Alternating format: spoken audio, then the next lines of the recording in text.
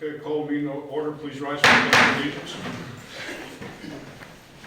Pledge allegiance to the flag of the United States of America, to the republic for which it stands, one nation, under God, indivisible, with liberty and justice for all.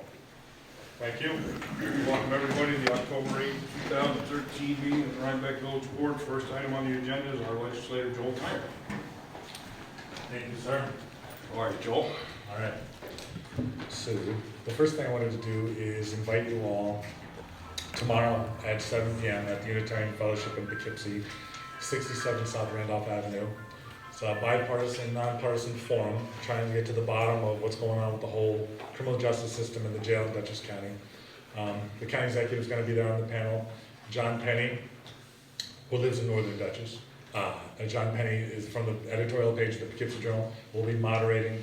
Mary Ellen Still, the head of probation and community corrections, and Diane Jablonski, the former county comptroller, was with the Dutchess County Democratic Women's Caucus. They just released a huge report. If you go to ddwc.org, and they've pointed out, and I've been doing a lot of this research too for the last decade, there's a lot of other ways to tackle the criminal justice issue other than 100 or 150 million or $200 million jail. So that's tomorrow, 7 p.m. at the Unitarian Fellowship in Poughkeepsie, 67 South Randolph Avenue. Now, this Thursday is the monthly committee day for the county legislature. All 6 committees meet, and something I've been working on for about a decade is actually going to be voted on.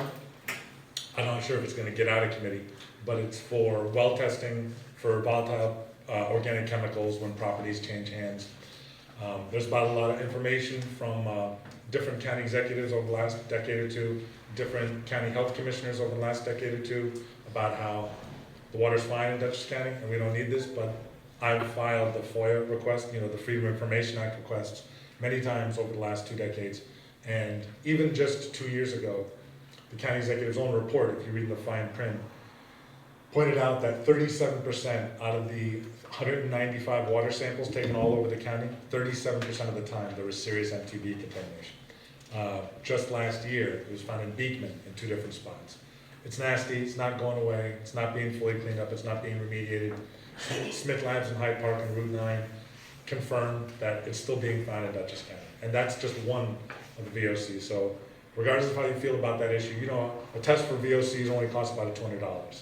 To save somebody's life, I don't think that's too big a price. So it's this Thursday at 4:45, 6 the county office building. Get there a little bit early, speak your mind.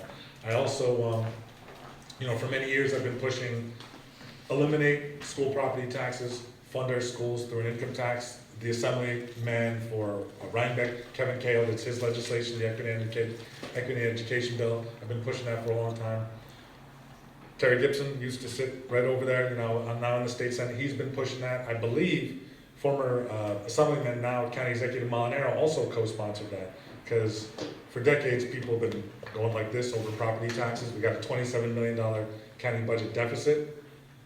So that resolution is actually going to be voted on this Thursday as well. Just trying to get the Dutchess County government to push Albany to pass the Cahill, Gibson, and it used to be a Molinaro piece of legislation. Eliminate school property taxes completely, which is the real killer. Fund our public schools through an income tax.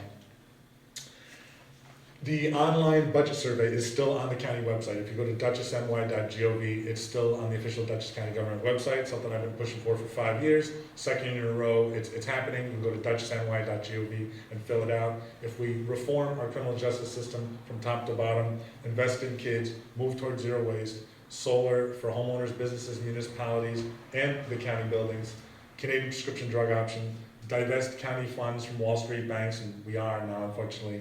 We have a $100 million account with Wells Fargo, $100 million account with JP Morgan Chase. Stop forcing taxpayers to subsidize the poverty wages that Walmart and McDonald's are paying workers. We spend about $5 million a year. There's a lot of ways we could save money other than cutting the hell out of the county budget. And there's already been cutbacks to the bone. Last but not least, Tuesday, the 29th of this month at 5:30 p.m., I'm doing a forum on what would FDR do? What would Franklin Delano Roosevelt do if he had to deal with a $27 million budget deficit? and as far as the 2014 county budget goes. So that's Tuesday the 29th of October.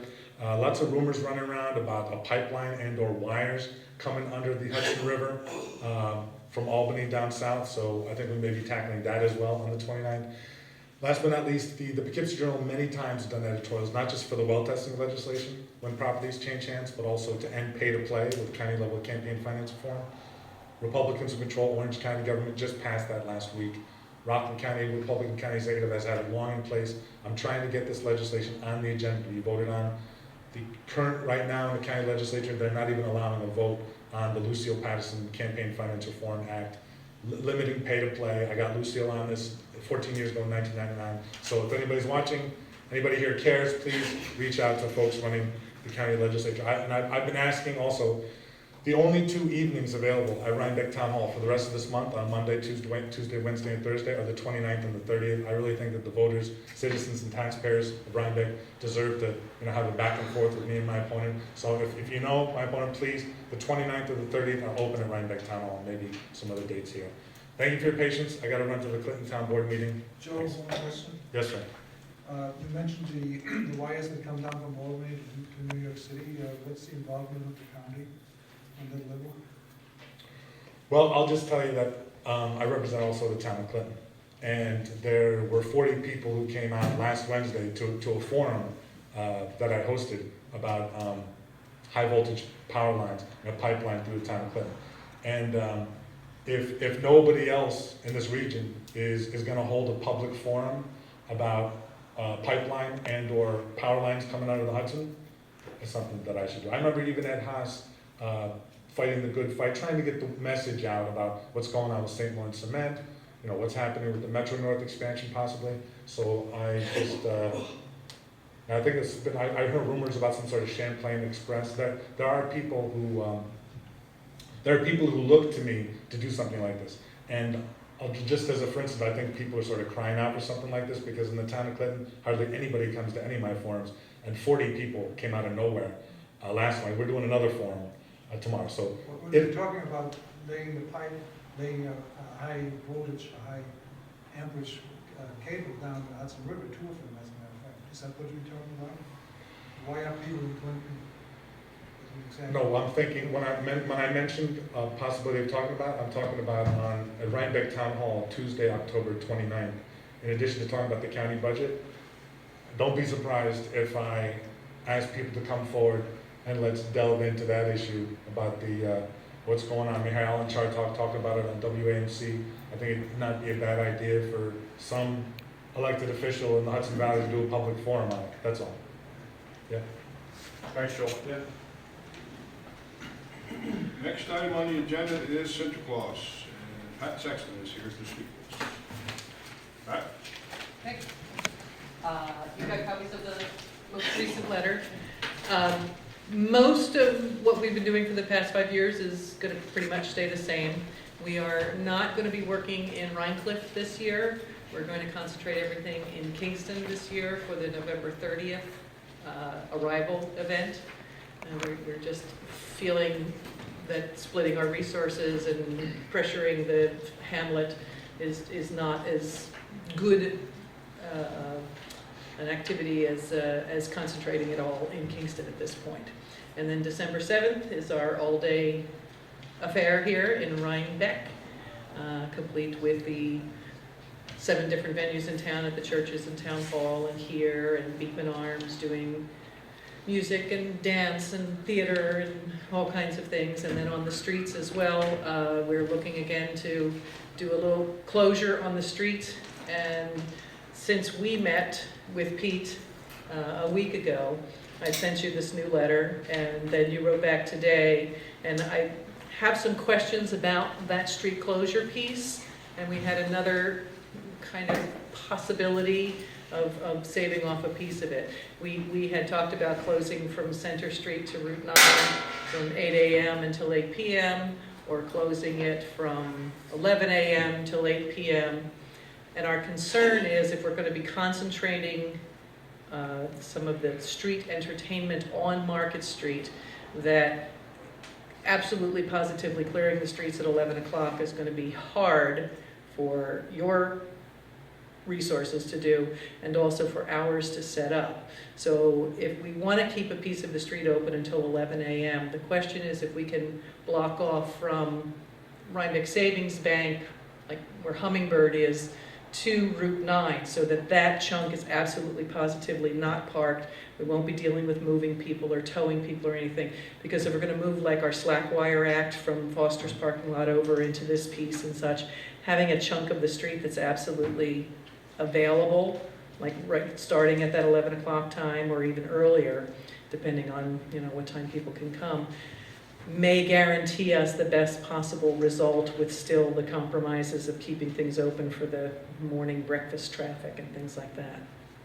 So that's the only piece in this letter that I think was still kind of trying to figure out what would work best for everybody. Based on the meeting that we had last Monday, the agreement was that you were gonna post signs on East Market Street indicating that no parking after 11 a.m. and we would allow an hour minimum for people to clear those cars from that area. Mhm. And then if they weren't moved by 12, then we would remove those cars. Okay, and that's what we had closed the meeting in agreement.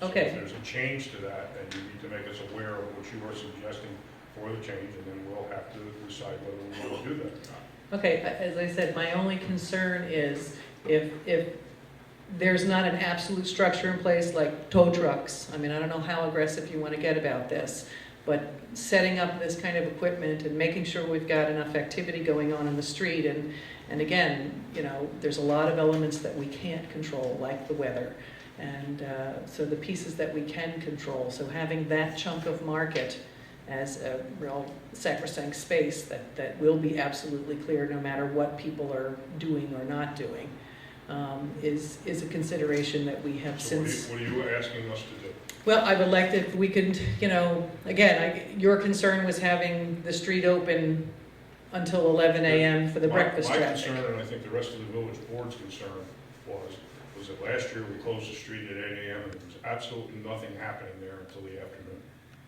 It was completely empty.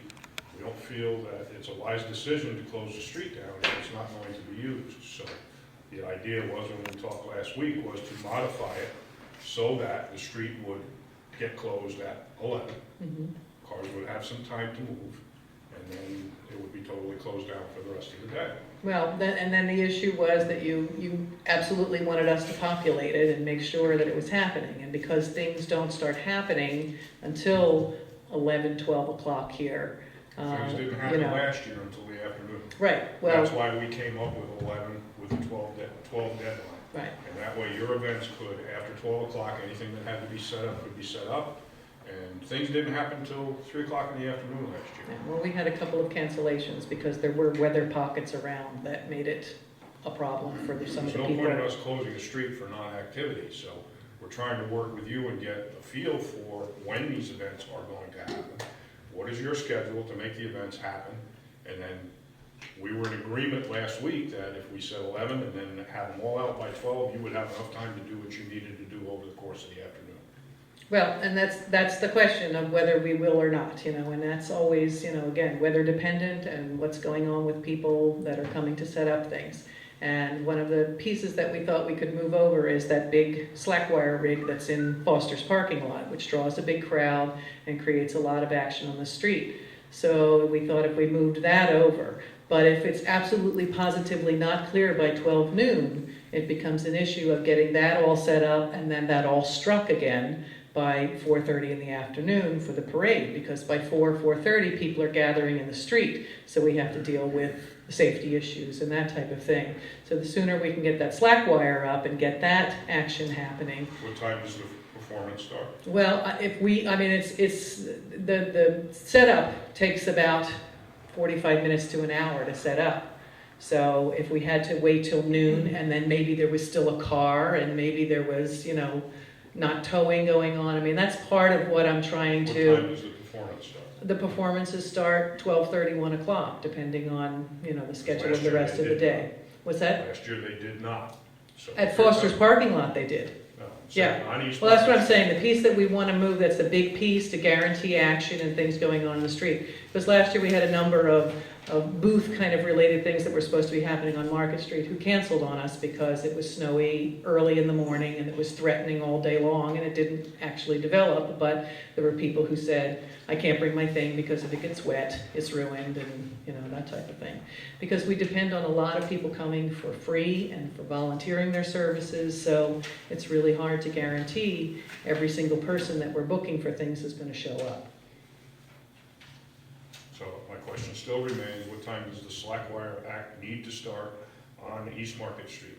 Well, I would say we need to be absolutely guaranteed that, I'm not asking you that. okay. I'm asking you, what time is the act gonna start? Okay. When are they gonna I will start say performing? either 12:30 or 1 o'clock. We haven't set the schedule because we don't set the schedule until we know everybody who's coming and, Okay, so you they know, are what their gonna start things are. earlier than they did last year.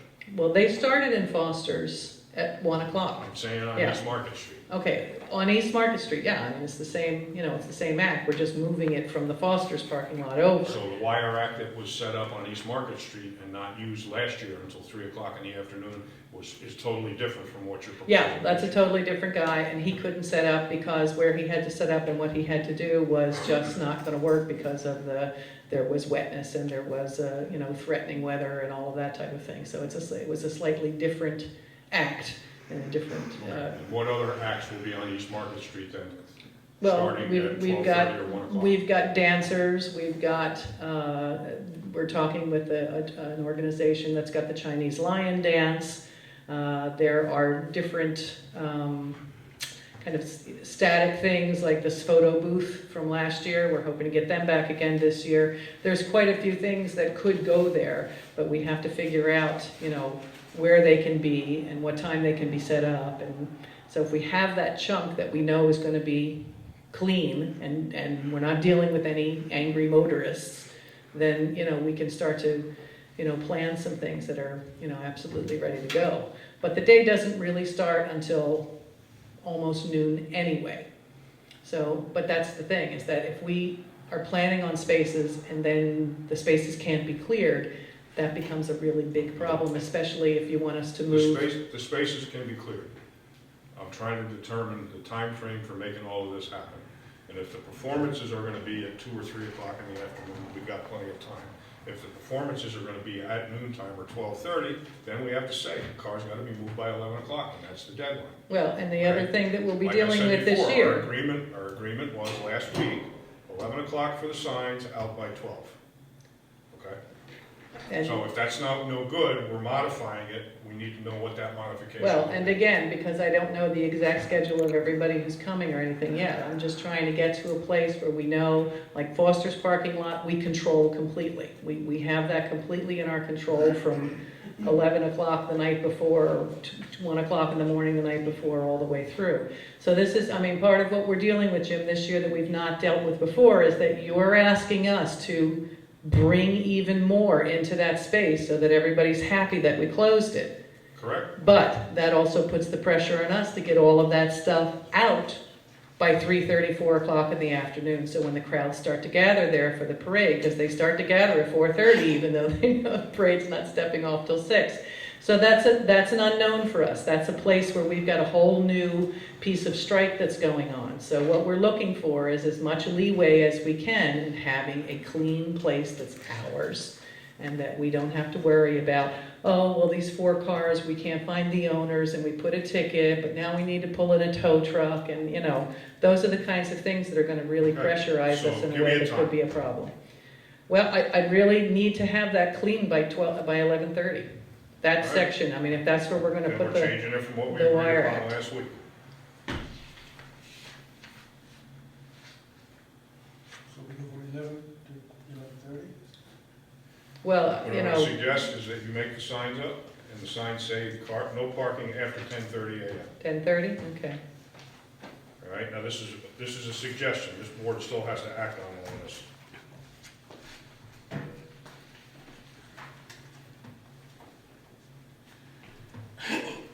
And I would also suggest that if you can, you have people down there in the morning, so that when people are parking cars, they can make sure that the word is spread to them, that cars need to be moved at 10:30.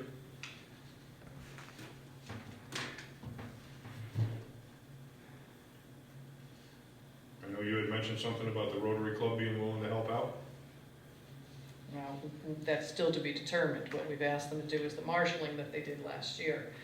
And that, you know, that continues to be the question of volunteerism in America, finding people to come in and give you a couple of hours of their time. And again, it's all, as we add new things to take care of what the needs of the many are, we have to find more and more people who are willing to support that. Which is why having spaces that we don't have absolute control over make it harder and harder to do, so.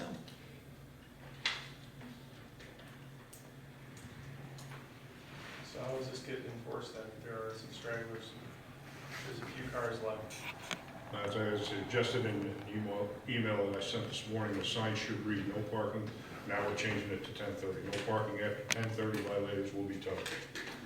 And those signs will go up on Thursday prior. Like that?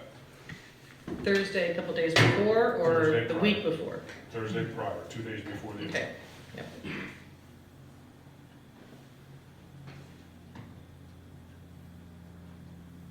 Okay, so now let's determine the corridor that we're putting that restriction in. How far on East Market Street? The 10:30 to, the 8 to 10:30 parking only, no parking after 10:30? I would say from Center Street to Route Okay, 9. so we're gonna sign the whole thing the same way, no parking after 10:30. Yeah. So can we talk about this? Or? Yes.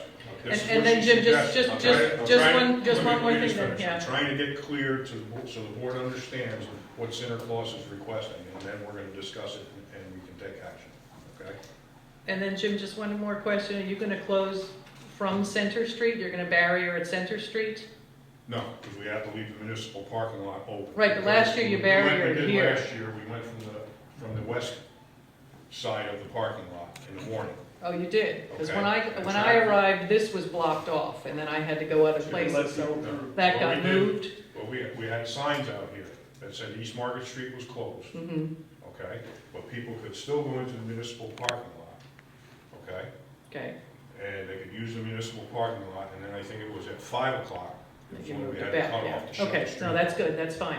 So, yeah, so technically the no parking, because there is no parking So here anyway, right? Barricades blocked off East Market Street, Right. right where the exit of the municipal lot is. Right. But there were sawhorses Right. here with signs saying. Yeah, when East I Market came Street earlier, I closed. went, well, okay, but because that's the ideal place to do it, so people can still get Mhm. around and everything, so, okay, that's great.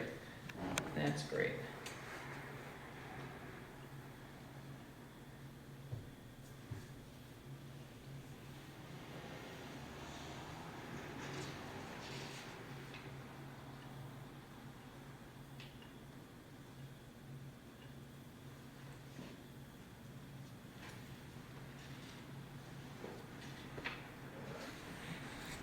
What else? That's all. Anything I else? figured if we're gonna talk about it, let's have, knowing where all the barriers are going to be is. Okay, there's nothing else you needed to discuss? I don't think so, like I said, other than Rhine Cliff, I think everything is pretty much remaining as is. Okay, we are in agreement that this parade is not gonna do a meet and greet this year. It's not gonna do a snaking route. It's gonna be a straight line, correct? I don't lead the parade. I We can have you have a conversation with We had this Jean. discussion last week. Yep, Okay? And I made it clear that this was not to be a meet and greet. We're talking about closing down US Route 9, all right? And we're talking about closing down Route 308, both state highways, all right? And that parade needs to move as quickly as possible so that we can get the streets back open again as soon as we can, all right? And last year, it took too long for the parade to progress. is it mostly about Route 9? It's about all of them, because we have to reroute the traffic around the entire village. Whether you're going east and west, or whether you're going north and south.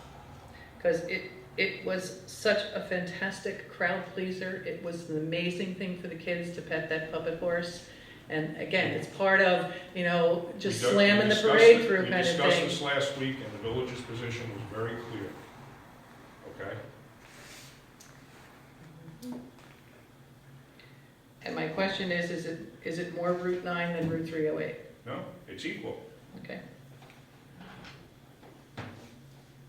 two major highways that enter the village of Rhinebeck, if you're coming from the east or the west, or if you're coming from the north or the south. Logistically, it's a nightmare for us to have that street closed down and have it closed down for that long. Okay. And as I mentioned last week, we've been very, very fortunate in that we get assistance from the state police and the sheriff's office, and we have not had a major event happen that those agencies have to respond to. Because if they leave us, then those outposts that we have to man to reroute the traffic around the village, they're unmanned. It's gonna become a nightmare for us. Yep, I understand. I'm just trying to get clarification, so when I take it back to the rest of the committee, they understand what your reasonings are. You know, the only thing I can suggest is if we can't get the cooperation on this, is that this parade really needs to move to another venue on the fairgrounds or something, and have a parade there where we don't have to worry about traffic. Well, it's always, every year it's a growing I enterprise. understand that, and it has changed, as I said. It used to be, they just marched straight through town. And basically, we were over here at the municipal parking lot in an hour. And now it's dragging out to an hour and 20 minutes before they cleared the light last year. Well, it's the first time that we had that. We had a live horse before and had all kinds of issues with that. And again, every time we change things to make other things better, there's always pieces that, we can't control, or pieces that become part of what's going on with the crowd and what's going on. In one year, the parade went really slow because we had all the cars parked there and everybody crushed into the street, and it was a one-lane parade, so it couldn't go any faster. We're trying to work So with you. we're always trying to work with you, Jim. You know Okay. that, and but there's also an art and a crowd pleasing to things that compromising when there's other ways to look at things, which is why my question about the roadway is one that once we clear Route 9, is it possible to slow down a little bit so that people can interact with the horse and things? And again, what happens, and you're aware of this because we discussed this, all of these people, this influx of people, want to come into this village and they park their cars, okay? And they park their cars on the streets that are the alternate routes for all of this traffic that has to be rerouted, all right? So you're in a situation where the streets become very narrow because there's cars parked on both sides, all right? All of this rerouted traffic has to flow through those streets. You have pedestrians that are walking in the dark. If we have to get a fire truck or emergency response through, all right? So the quicker we can alleviate all of this pressure, get this parade over with so that we can go back to normal, the better the situation is. And I know you're trying to do something artsy and you're trying to do something welcoming, but you have to think about this side of it for us too, that it really, really is a nightmare. And if we have snowbanks, those roads are even narrow, all right? And then we're in a situation where we can't allow cars to park on both sides, So what does that do? It just pushes all of that vehicle parking out further into other parts of the village, which are used as that alternate route to get the traffic around. We had that 2 years ago when we had the snowbanks, and South Street was impassable. We couldn't get a fire truck through. So last year we went one side of the street parking. We didn't do it over on this side. And you don't want to try that? If we have snowbanks, we're gonna have to. Yeah, That's but what I mean, you can don't want to try that this year to see Well, if you get You know, cooperation. again, it pushes all the cars out even further. When you start going one side of the street, it just pushes them all out further. And it becomes difficult. We're not doing this to try and ruin the parade. We're not doing this to say this is the law. No, I understand, and we're also doing it to try to keep people in town afterwards, to go It's a to the challenge. restaurants, and to It's a go challenge to that the we taverns face. and things, and so, figuring out how to fit everybody in and what resources we can use, and, can we use the school parking lot, and can we use the Mulberry Street parking The lot? school parking lot that is kind up of to the thing. school to determine. Right. That's Well, a- but again, it's, the Yeah. town and the school have resource sharing, so this is part of what we've been asking you guys to help us with. As this builds, we don't have the clout that you have to talk to the fairgrounds and say, can we park on Mulberry Street? Can we park at the high school? Can we park at places that are reasonable for people to walk in from? Fairgrounds has always offered their parking. Well, they only The offered whole us the other side of the fairgrounds. which people are not gonna walk from. And we were only offered one bus to transport 6, 7, That had 800 nothing- people. Bus had nothing to do with Yeah. the fairgrounds. Well, the bus That was did, the yeah. count. No, I understand, but the That was point the is, we've been trying to make something happen, and we don't have the clout to call people up and say, hey, this is an economic builder, this is a community builder, this is important to our town, I wanna call in, some resources here to use. The So that's the fairgrounds- help we need. Fairgrounds parking is available, all right, as long as there's no snow. Once the snow is on the ground, then Right. it's completely different, okay? And Andy is more than willing to accommodate. But Mulberry Street area, closer to this But Andy side? will not go plow mud. Okay, no, I understand that, but that was absolutely off the table last year. No, And it that was, wasn't. yes, it was. No. It The was. shuttle bus was off the table, but the parking lots were available. No, the shuttle bus was just inadequate, but we were told we could only have the far side. I don't think so. No. Well, that's what I left the meeting with Andy understanding, that he didn't want people parking at Mulberry Street and using that, which to me makes more sense than running a shuttle bus from the other side of the It'll fairgrounds. make perfect sense if the weather allows it, and that's the problem, if the weather allows it. Well, You know, and so far, the because weather, other than if- 1 year, we've had weather that would have allowed it. If you have soft, wet ground, then it's not a good place to be parking cars. That's when you want to put them on blacktop. But we need help.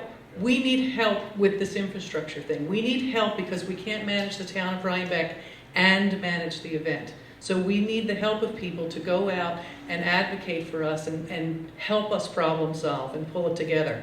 All you need to tell me is that you need me to contact somebody, and you know I will contact them. Okay, well, we discussed that at the last meeting, so I will remind you about the ones that we discussed, like the high school. And if you can talk to the fairgrounds about absolutely clearing that for us, that would be great too. Not a problem. Consider it done.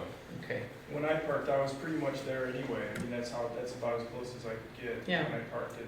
You would have been better off walking from home. Yeah. But you see, the thing is that we've never put that out on our Facebook. We've never invited people to park in those, not even at the high school, because we don't have the right to do that. And we don't have the right to tell people, where and what, if it's not been engaged by the proper authorities to do that. Because we can't keep insuring every single place when there's already things in place that can make that possible. And I know because you have resource sharing with the school district, there's ways to make that happen. And then we can say to people, go park here. If you want to see the beginning of the parade, come in from Rhinecliff and park at the town highway department. I mean, there's lots of ways to problem solve a lot of the issues here, but we can't go out and say, we want this and we want that and we want that, because every single entity out there then loads another 50 pounds of, get 5 more volunteers, get this, get that. We're maxed out. We are maxed out. We have over 200 Okay. people helping us So with this. what I am going to suggest is if you need any assistance from this village board, all you need to do is ask, and we will do whatever we can to help you. Okay, that would be Okay. terrific, because we have really these need, meetings we 2, really 3 need somebody other than women over 50 working on this. What about now? Because that's pretty much it. We have no men helping us. I'm out there at midnight schlubbing around those sawhorses by myself often. It's hard work. We have 2 to 3, 4 meetings a year, and we talk about Santa Claus. If you have a list of people you need me to contact, all you have to do is hand it to me. Okay, I will Okay. send you an All right? email. As far as of volunteer what we need. recruitment, we know what that's like, Yeah, okay? it's very hard. And all we can do is put the word out. Yeah, But we can put the word out and say, Santa Claus is looking for people to help with volunteer. well, people, Okay. people need to do that kind of outreach, because when somebody says, this is special to me, can you help with it by coming for an hour and standing here and waving traffic through or whatever. But again, every time there's an issue, it comes back to us to solve the problem, solve the problem, solve the problem, and it's going to get to a point where, with a lack of a nail, we can lose the whole thing over some tiny piece that 100 other people could have made happen. But people who are not in our realm of authority or influence, or people that could make that happen like that and won't do it for us because they don't know us. And the village is willing to help you in any way they can. They can't Okay. guarantee any results, but they are willing to help you in any Well, way. it's always a surprise, all of it.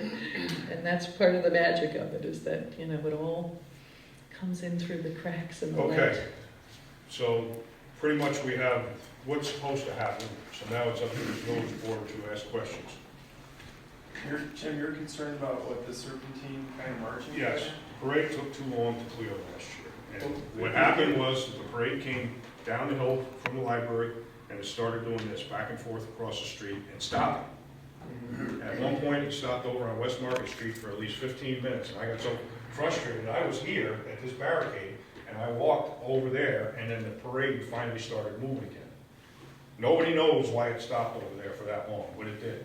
And Pete was in the lead car, he knows. All right? But what if they So- clear over 9 for, and then they can get the whole assemblage past east of 9, then can't they kind of do what they want after that? Because we're closing 308 anyway. Well, 308, all of this remains closed till they get into the parking lot, Right. okay? We don't open up East Market Street until that parade clears East Market Street, gets into the parking lot. So the longer that this parade takes to get into the parking lot, the longer 308 remains closed, which is a problem, because we still have to reroute traffic. So if the parade does one of these, Right. comes all the way down the hill from West Market, even though it, and then comes over into East Market, when it's doing this and stopping at the sides of the street, the parade doesn't move in the back. When they No. came by here though, they were, When it- it was continuous. It was moving When- pretty well Well, though. no, I mean, I was over here, I watched the thing, okay, and what happened was, the parade is so big now, okay, so it winds its way back and forth across the street. It's still on the other side of the light when it's going into the parking lot here, okay? So if they're on East Market Street, if they clear the traffic light and they do one of these things, they're still on the other side of the light, and that's the problem. Well, Jim, the issue last year was the horse puppet was new. And every kid along the street wanted to pet that horse puppet because it was so magical, it was so engaging. And my question to you is, if we repositioned that puppet at the end of the parade, and so once that crossed 9, it could take a more leisurely pace at the end of the parade and engage the people here. Well, it Because wasn't- denying children is really It wasn't only the puppet, Santa Claus was going up and shaking people's hands. Well, again, he's with No. the horse, I mean, that's Okay. part of the whole thing, when you And send the horse over, That you send that him over. delays it tremendously, Yeah, you know? but you know, as a politician, the minute you engage the crowd, Don't you have use- to engage Don't everybody. use that word. Oh, with me. sorry, as a public I'm not a figure, politician. as a public figure, you know that once you engage with the crowd, you need to satisfy all of that, and when it's children that we're trying to satisfy, that's the really hard it thing happen, to say, let it happen. sorry kiddo, don't have time Well, for you. Pat, what can you do to expedite the movement? Well, and again, I can't speak for this as an absolute. I can speak for this as a possibility. I'm the production manager, I'm not the creative director, that's Jean. And unfortunately, she couldn't be here tonight. But if we move the Sinterklaas character and his horse to the end of the parade, the front of the parade would move in a more parade-like fashion. There's only 1 or 2 other puppets that actually engage the crowd, and most of them are body wear that people are on horses and things like that, and they're just kind of tooling around, and the big snake that the crew kids run. Those are the only 2 animated puppets that really kind of take more time than just marching through. But, you know, the whole parade is never going to march through like a marching band. It's just It not used to. built that way, yeah, You used to. yeah. Could you have 2 of It used these to. horse puppets, one on each side of the street, so it doesn't have to go back and forth? No, because it's Sinterklaas's horse, you know, it's his, you know, How about specific Santa thing. and Mrs. Claus or something? Well, So we that's- have both sides of the street get it moving. He's not married. He's a bishop. Ms. Claus, I don't know. But what I'm This saying not is, historically accurate. with Sinterklaas at the beginning of the parade, glad handing, that does slow down the rest of the snake. If we took the head and put it at the tail, and we're able to get across 9, and then spend a little more time on this side, satisfying the children and their desire to engage with this, because the community building is what this is all about. It's all about these kids growing up and having this incredible experience. I mean, I know now that there are kids I'm hearing from who are in college, Why can't writing there, to us that, what a bummer, and this started when I was in 5th grade and I can't come back. why can't there be something in the municipal parking lot? Well, there is stuff that happens here, but then by then, everybody is here, so, you know, it's an audience then. Once it's on the street, you know, it's the gauntlet, and when you run the gauntlet, you know, we're trying to engage the kids, we're trying to give the kids a magical experience, not Quite just frank, quite frankly, I don't understand the difference, whether it's at the front or the back. If you're gonna stop and do all of that, you're still gonna because there's take all nobody that time. behind him. So once he crosses 9, you can open 9, as long as this can be a little quieter for a slightly longer time period. from Market Street from 9 forward. But that's only gonna delay your production in the parking lot then, correct? Well, we'll get all the puppets through and doing what they're doing, you know, I mean, it's, what difference does the parking lot delay make? Could there be a meet and greet? What I'm saying, my concern is the fact that we have two major highways, we have Route 9 and Route 308. So now what you're proposing is that Route 9 is gonna open back up, and Route 308 is gonna remain closed. For another 20 minutes. I mean, what you said last year is that, you know, we ran about 20 minutes longer than you felt it usually did. It was an hour So and that's 20, the question of it whether was an hour and 20 balancing. minutes to clear the light, Well, it's always taken at least an hour. 45 minutes. Well, we had a delayed start for, you know, whatever reasons and stuff up there. Again, Used to be a 45-minute parade. Well, yeah, Jim, but it's grown, and it had to grow because Right. we've, you know, the first Okay. year there were, you know, 500 So understand people that the here, parade has so- grown, yeah. so that means it takes longer for the parade to cross. So then if you're doing one of these jobs and meeting and greeting everybody, it delays it even longer. But Jim, I think the point is, I understand that 9's a much more important route than 308.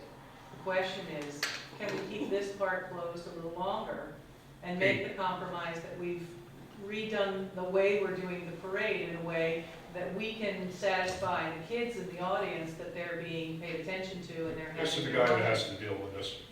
In all honestly, the parade's going from just about 45 minutes to an hour, now we're an hour and 20 minutes. So to keep Route 9 closed for that length of time is a huge undertaking by not only the Rhinebeck PD, the state police, and the sheriff's office.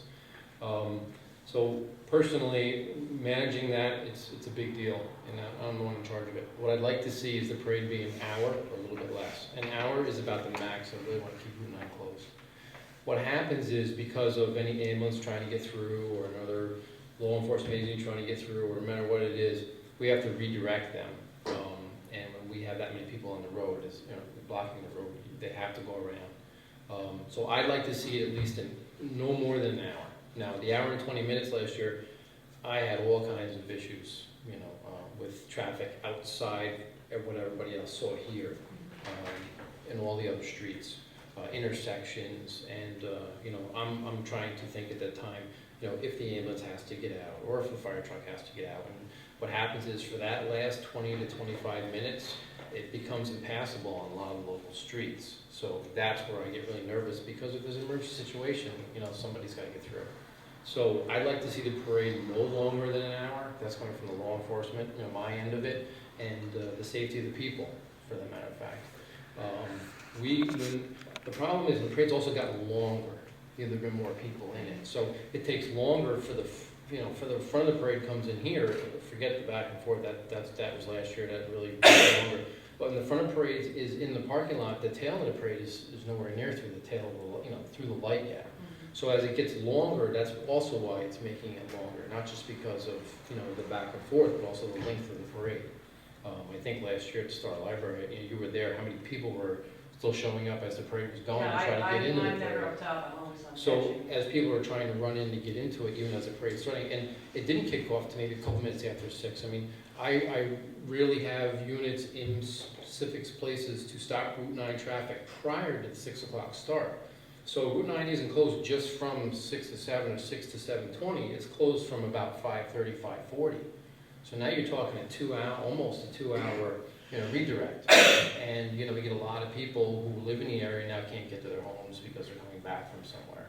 So that also plays into account. So I really would like, on a safety issue, a law enforcement issue, would like to see the parade an hour, you know, no longer than an hour.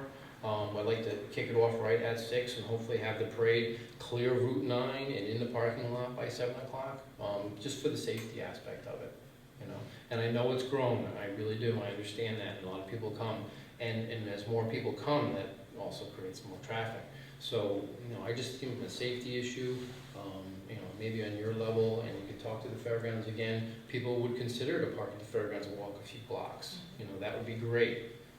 Or if they parked at the highway garage and they walked, you know, along the road, because they're condensing in such a small little area, and they want to get parked right on top of the parade, and then when it's over, before the tail end of the parade is even, we get people still trying to leave, even though we've closed this off, and you know, it makes it difficult for us because it's dark, you know, and that's if the weather's good.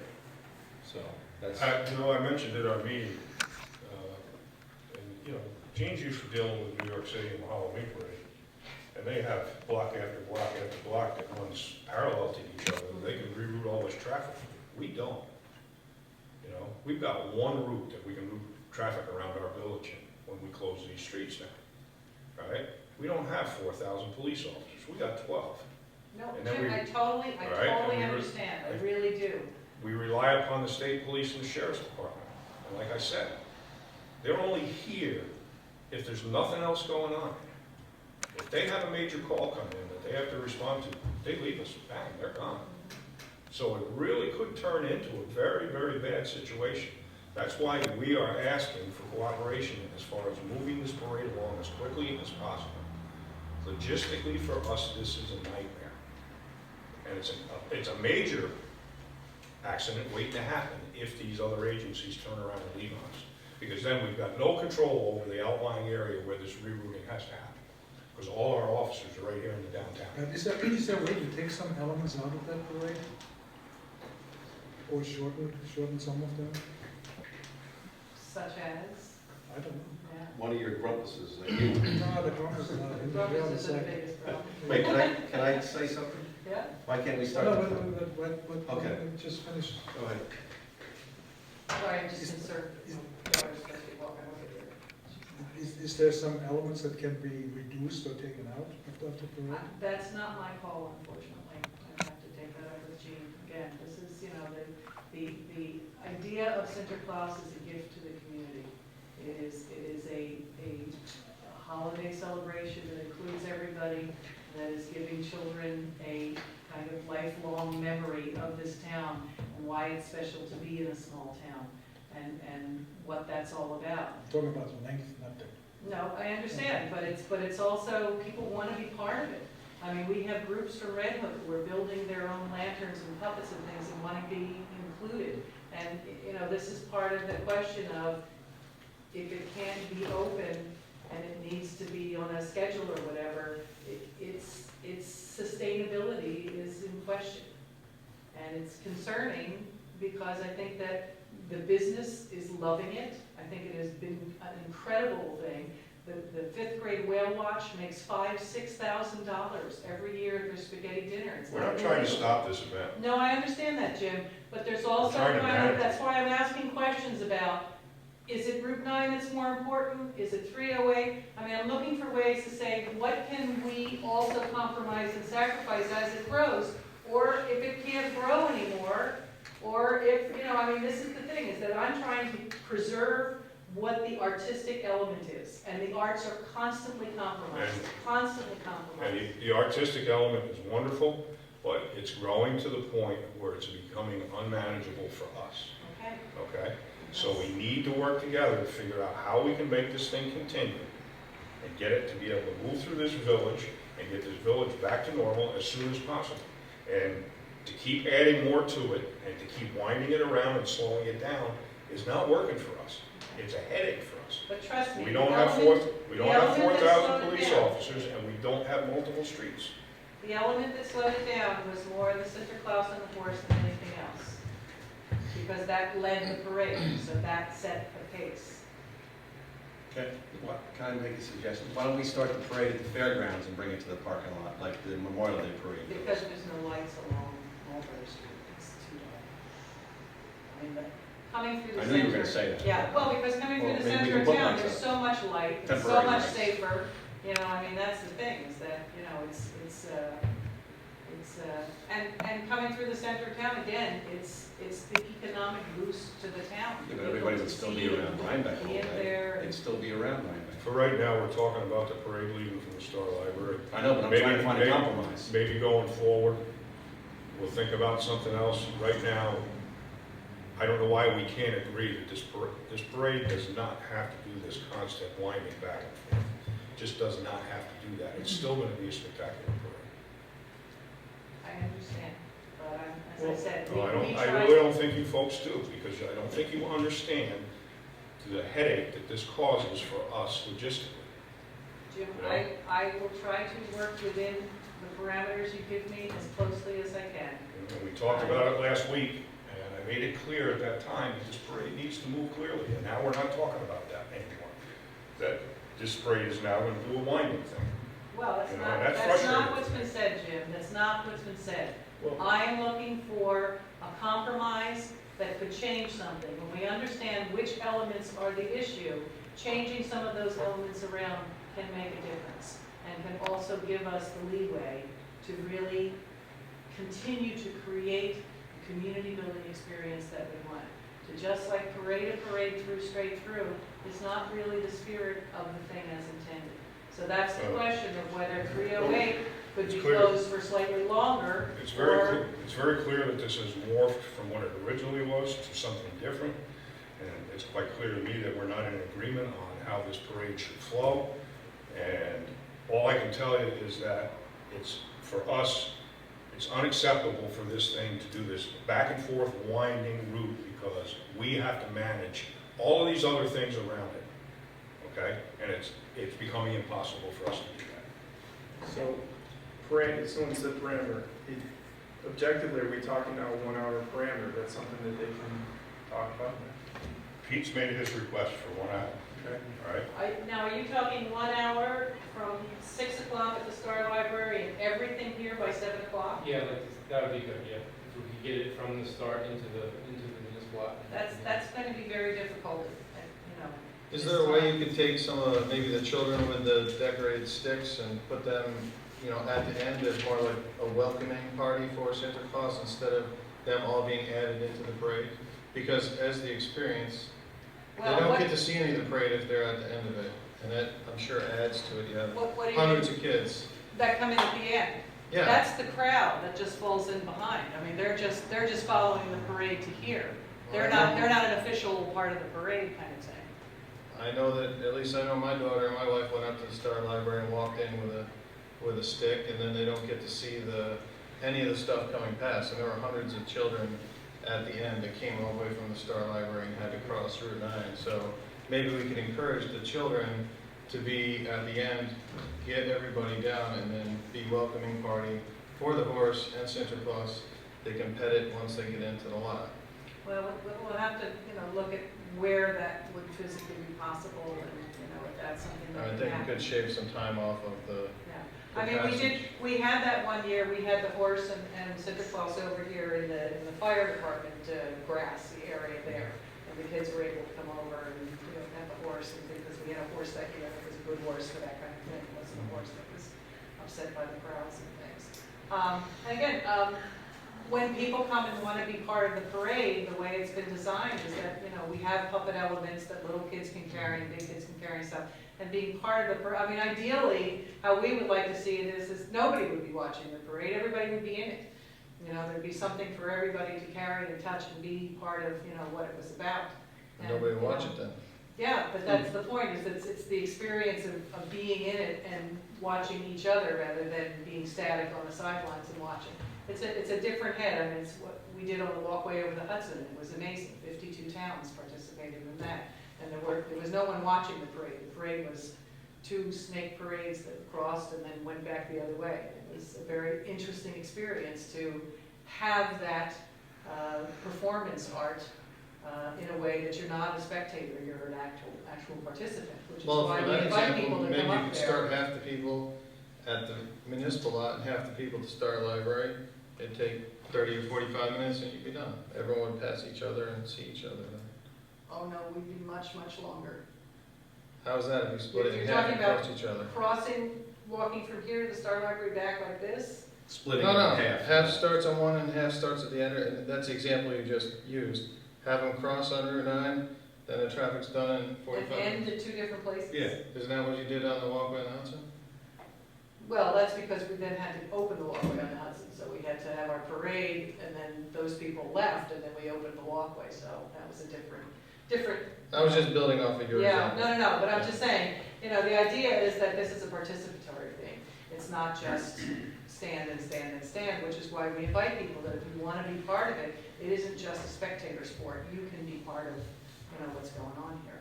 That's, you know, how it's been designed. And yes, every year it grows and grows because it's community building and it you know, works in concentric circles where it just starts here and then keeps keeps going. So that's, that's the question mark of, if it becomes a timed thing, then there are ways that we need to adjust what the thing is.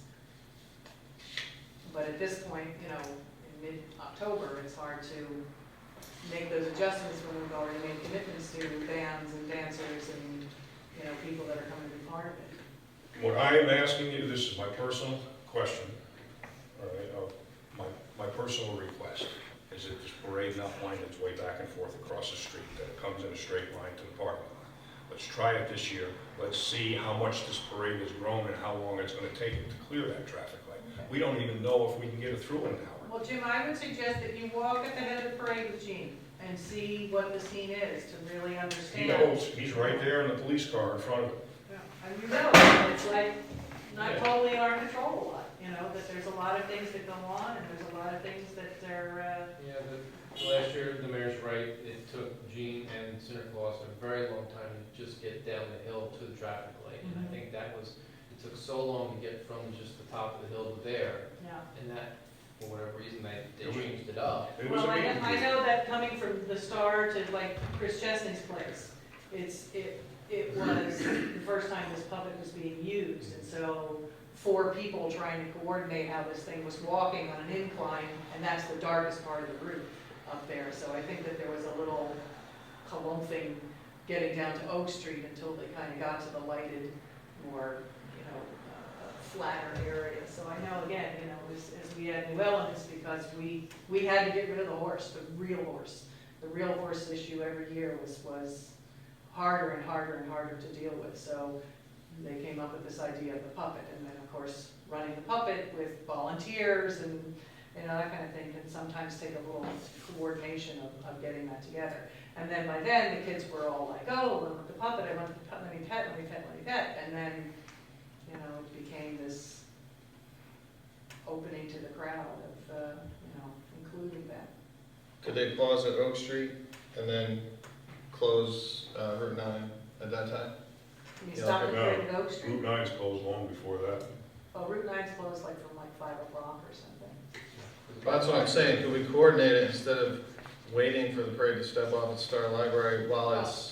We have no control of when things are, we don't say when stuff I is realize closed. that. That's He's Jim's, right behind you. it's, Yeah, it's, I mean, is there a way to coordinate it so there isn't this dead time No, if the because you have parade's to, delayed and... no, you have to stop the traffic 15 to 20 minutes prior to the parade starting.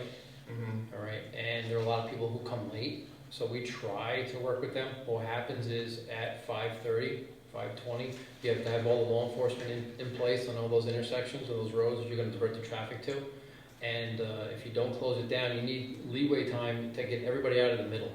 So basically what you're doing is all the people that you close it down, you've got to let, sometimes it takes 10 or 15 minutes just to get the people out of in between where you've closed it. So all that room between Route 9, this whole corridor here, and 308, all those people who now have to move their cars or are getting in their cars, we close it down and it takes about 15 to 20 minutes, depending on the evening, to get all those cars out of the way. So we close it down that much earlier, just so we don't have anybody coming at the parade, or anybody walking in the parade. That's why you have to have the... Yeah, I'm just asking if the parade, I guess it was delayed last year, they had some, coordination issues coming from the Star Library, so they had a delay there. The parade has gotten so long Right. that it starts at Star Library. By the time it gets to Oak Street, the majority of the parade hasn't even left the Star Library yet. Well, that's what I'm saying, is could we cut down on somehow on the closure leading into it so that we know that the parade is gonna be there in 15 minutes, not like, okay, we're closing the street at 5:30 and then the parade gets Yeah, hung up for some reason. Just for safety reasons, that's why we close it down ahead of time. So we make sure there's nobody in between. In that So can whole we make sure corridor. that the parade steps off and hits Route 9 Yeah, at 6 There- o'clock instead of right. 6:15? I don't know Yeah, I mean, what time it was, if the but... parade was just a few minutes after 6, I'd like to step it off, realistically at 6 and then have it done by about 7 o'clock. Because like I said, what happens on the outskirts that nobody sees is the redirecting and the traffic and the intersections. And then when all law enforcement, at least us as a police department, are all here in the center, there's nobody, the other law enforcement's handling intersections. Now you consider if another incident breaks out somewhere else, you don't have the manpower to handle the incident that may happen down on Livingston Street or be able to get to that incident. So that's what I'm trying to prevent. something like that. So, I mean, going back 6 or 7 years ago, it was an hour, it was 45 minutes. The first year we did it. Yeah, it was an hour, right, Yeah. so I now mean, we've got This is it, to, we don't advertise, we do no print advertising, we do no radio advertising. well, just this past week after the meeting, there were two things in the paper about it, so I read Well, both there's articles. articles, because we have to ask for volunteers, it's the only way we can I get out and understand. ask for But volunteers. I asked at the meeting if there was gonna be articles, and he said, no, there weren't gonna be, and then right after that, I read 2 articles, so what I'm saying is, there's things out there in the paper that bring people, which is fine, but again, the organization still has to be done for the parade. The people have to be present, the law enforcement, the emergency personnel, so every time another article hits the paper, that's just that more people that are gonna wanna come. The parade has grown in size and scale, Yeah, I mean, okay? And now that the parade doesn't go in a straight line, you have the lengthening of the parade this way, and then you have the slowing down of the parade going this way. All right, well, And Jim, I will that's do where- everything I can to make it walk as straight a line as it can. But y'all know, I'm dealing with a lot of people, a lot of people I have no, We don't manage that part. yeah, I mean, I do the best I can do. I put it together The as thing best that's I can. frustrating for me is we had this conversation a week ago downstairs in the office, I understand. okay? And- Now, we're still not in agreement on how this parade's gonna work. I didn't That's say, not right. I didn't say I disagreed with you. I I said didn't that say there you are did. elements. I that- didn't say you did. What I said was that we talked this over last week, and we said that it was a concern because the parade winds its way and it slows it down. And I made it clear to you folks, I wasn't asking for that parade to wind. I was asking for that parade to come straight through town as quickly as possible. And that's how we left it. Whether you agreed or not, I made it clear what the intentions, my intentions were for the parade. Then we will endeavor to fulfill that requirement. Any other questions? Well, I'm upset that I'm not gonna be able to help with the parking down at Rhinecliff. I know, Rhinecliff after last year and splitting our resources between Rhinecliff and Kingston, it's a big burden on Pete down there. We've tried for 3 years to get people to use shuttle parking, it just doesn't seem to be, something that's the best use of our resources. Our money is very, very tight this year, it costs us several $1,000s to be there, and then we got the surprises that we got last year from the merchant who will not be named. It completely made it so difficult for us to function. And Kingston has got all of the infrastructure, and people are really eager to have it over there. They are just so thrilled. It went very well last year there, and the year before, and last year built nicely, and they're really looking forward to having it there. So it has become again, part of the ways that we have to compromise, and part of the ways that we have to adjust the vision have got to be in keeping with the reality of everybody's abilities to support and sustain it. And now that you said that, I'm concerned that the whole parade's gonna go over there, the whole thing's gonna go over there. So I'd like us village guys to try to figure this out, to try to work with the Center Class people. That's what we're trying to do. I know, Exactly. and that's my suggestion, why can't we start the parade someplace else, keep it off of Route 9? Maybe we can in the future. Right now, we can't reinvent Santa Claus right now in October. And again, there are lots of things that we at the very beginning tried to do in different parts of town. And again, the level of cooperation was difficult and difficult and difficult. So we have worked with the people. The Star Library is very welcoming and having us there. The restrooms that are there, a place for people to be warm while they're waiting for things to gather. But there's a zillion parts to it that, no one part can be jiggered to fix the whole thing. And the same thing with what Pete has to deal with. I have no clue what Pete's whole scene is. I don't even know where things are rerouted or whatever, because I know that that's his fantastic thing that he does. Kathy Kinsella does a whole other fantastic thing. And there's so many people that are part of this, that do the wonderfulness that supports it all. And this is, what you guys have done, and how you have worked at the center of town and helped us work with the merchants and all the rest of it. And that's the whole thing. But Yes, as it grows, and it will grow, because it's just grown by reputation. Well, I mean, but the we've problem got- here now, Pat, when you say it's gonna grow by reputation. Keep in mind, if this thing grows much more, we're going into a whole I different ball understand. field when it comes to mass gathering. I understand it, Okay. and it may not survive that, just simply because of the artistic vision of it is a much more intimate gift. And if it can't be that intimate gift, and it can't be supported by the community, and we don't have the volunteerism, and we don't have the donor base, that, you know, those are all the things that every year we sweat it out, going, are they gonna be there, is it gonna happen? And things, you know, things come out of the woodwork, and, you know, elves and All right, well, fairies just make I wanna things kind of happen. move this along here. Does anybody else have any concerns or questions here in relation to Well, what's we're gonna gonna happen? pick this up later, right? We're not gonna, What's that? we're gonna discuss this a month from now again, as far as No. tweaking this, or? No, we gotta act on this tonight. Okay. We gotta let them know whether they can go. Well, I didn't mean, we were gonna say, no, you can't go unless you give us more information, just. I mean, the information's pretty much here, so the big thing is the street closure part for the day. You know, last year we closed it down at 8 AM until It's 8 gonna be PM after the 10:30. parade was over. So now we're gonna push that back, the streets will be open until 10:30. After 10:30, there's gonna be no parking and the cars have to get out of there. Who tows if there's some stragglers then? Do we? The village will have to make arrangements for the tow trucks to tow Okay. the cars, and then the people whose cars are towed will have to pay for the tow truck. Right, okay. So the police department goes out there and coordinates that? Well, the The police tow- department's gonna be around, yeah.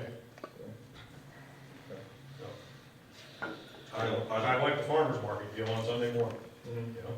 Have you gone to the business community and told them about this 10:30 now, or 1 o'clock, whatever it was gonna be before? Leela may have talked with people about it, I mean, as far as they know, it's gonna be closed, you know, at some point or whatever.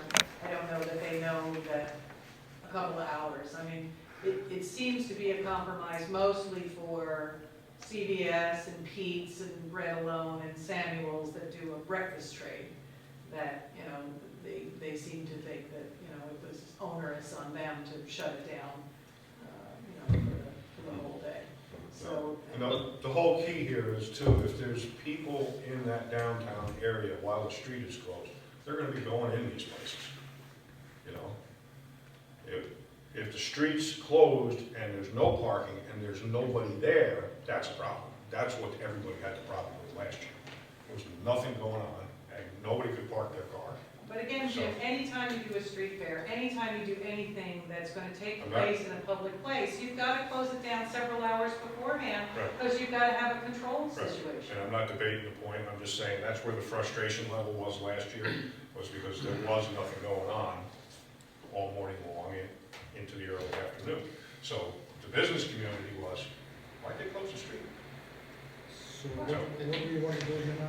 Is the 10:30? So I'm gonna make a motion that we approve this with the idea that Santa Claus on Thursday afternoon, sometime Thursday, will post the signs that will say, no parking December 7th after 10:30 a.m.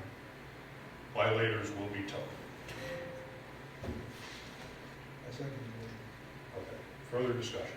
I just have a question on clarification. I thought I heard at one time in the discussion, the spot that they needed was from the savings bank lot to Route 9, first thing in the morning for setup of the, Well, Jim's guaranteeing me that that's gonna be empty by 11 o'clock.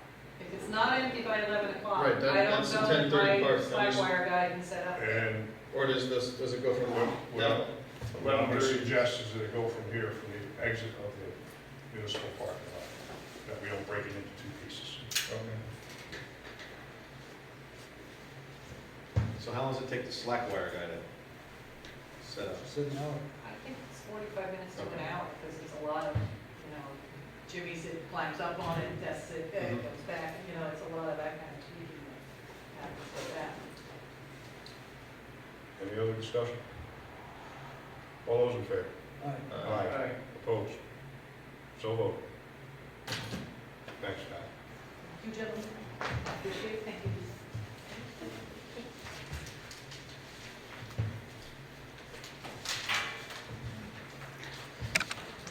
Next item on the agenda, department reports, wastewater.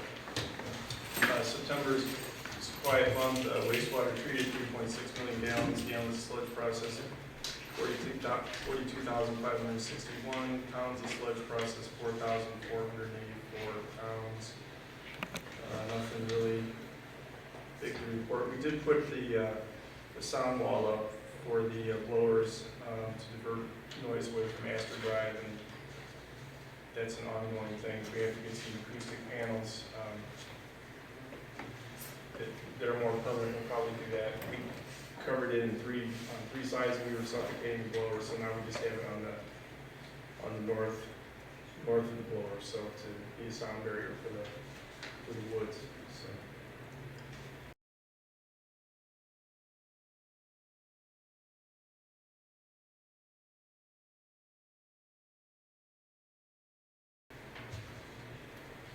That's it. That's it. Yeah. Next item is water department, Heinz. We treated 12,569,000 gallons this month. The painting at the water plant, pipe gallery, and the lift station has been completed. And I like all of you, Jim has been down there to come and visit. It's a beautiful place to be. Okay, I'll go with paintings. With paintings. Go take a look at the art gallery. A lot of nice solid colors there. We fixed the rear door, we replaced the rear door of the water plant and installed a gravel drainage area and built a retaining wall, and the street department helped us on with this.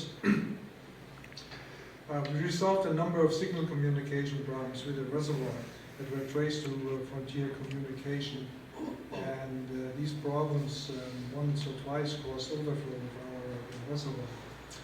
And we are trying to find out if we can get a backup signal in there, maybe a digital backup communication system.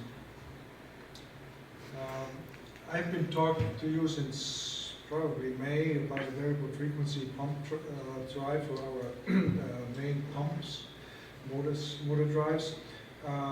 Wanted to go up to Glens Falls to see what's going on. They still haven't got their system, the whole water plant up yet. They were shut down, and we're probably going to be late for about a month before we go up there. And I'll let you know what's going to happen next time. I know I'm not going to go up this month, it's still too late for that.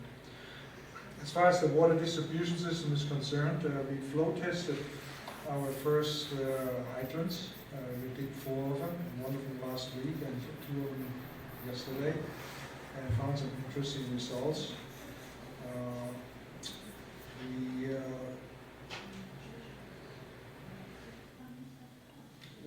We found some hydrants that had a really good flow and others not so good.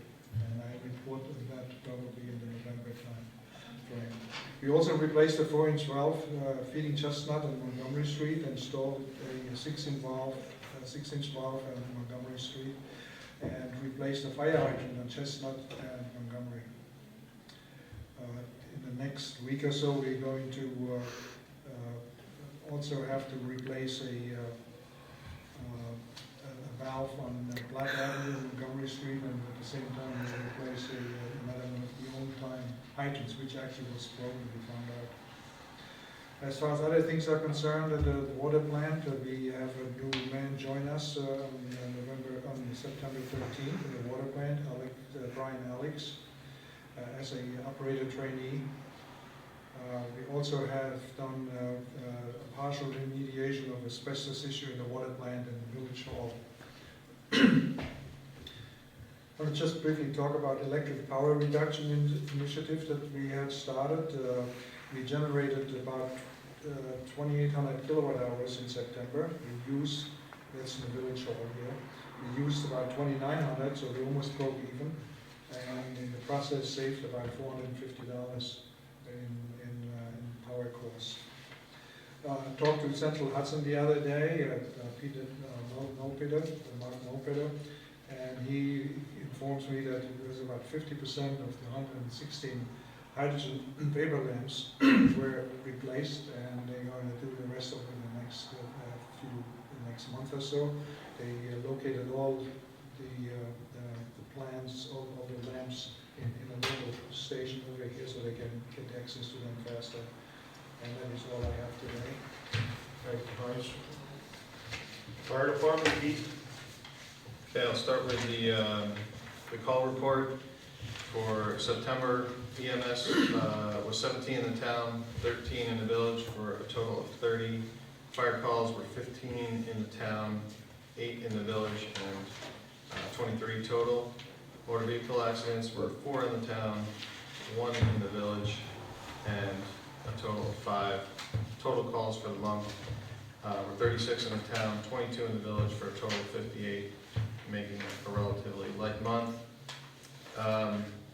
For the calendar year, we're at a total of 328 calls for the town, 281 for the village, for a total of 609.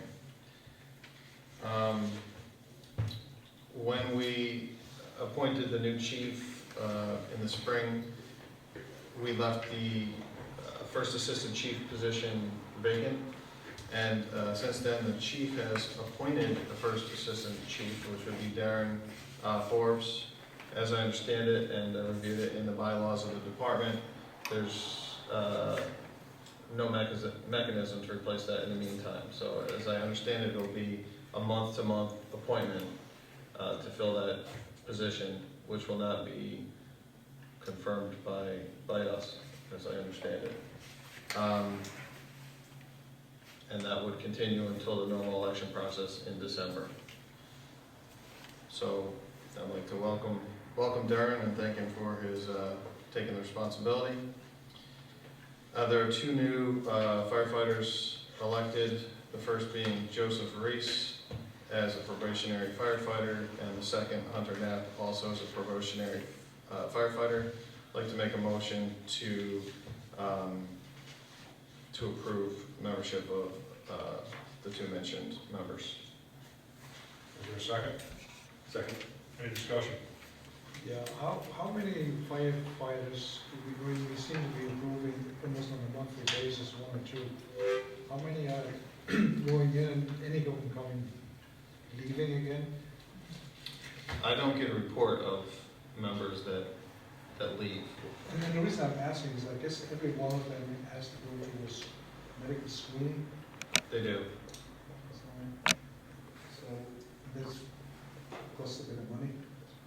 I want to say it was, what, $3,000 thereabouts for this year's medical screening? So I'm just wondering how many stay there once we accept them, or, is there, how much do we lose? How many people do we lose? Well, we're gonna have to ask for the report for that. Yeah, I can ask for that. And I can give you a total membership number with a breakdown. I do get that report every month, but I haven't, that's not something that we reported here at the board meeting before. That breaks it down to active members, life members, because there are, many members in the department that are not interior firefighters.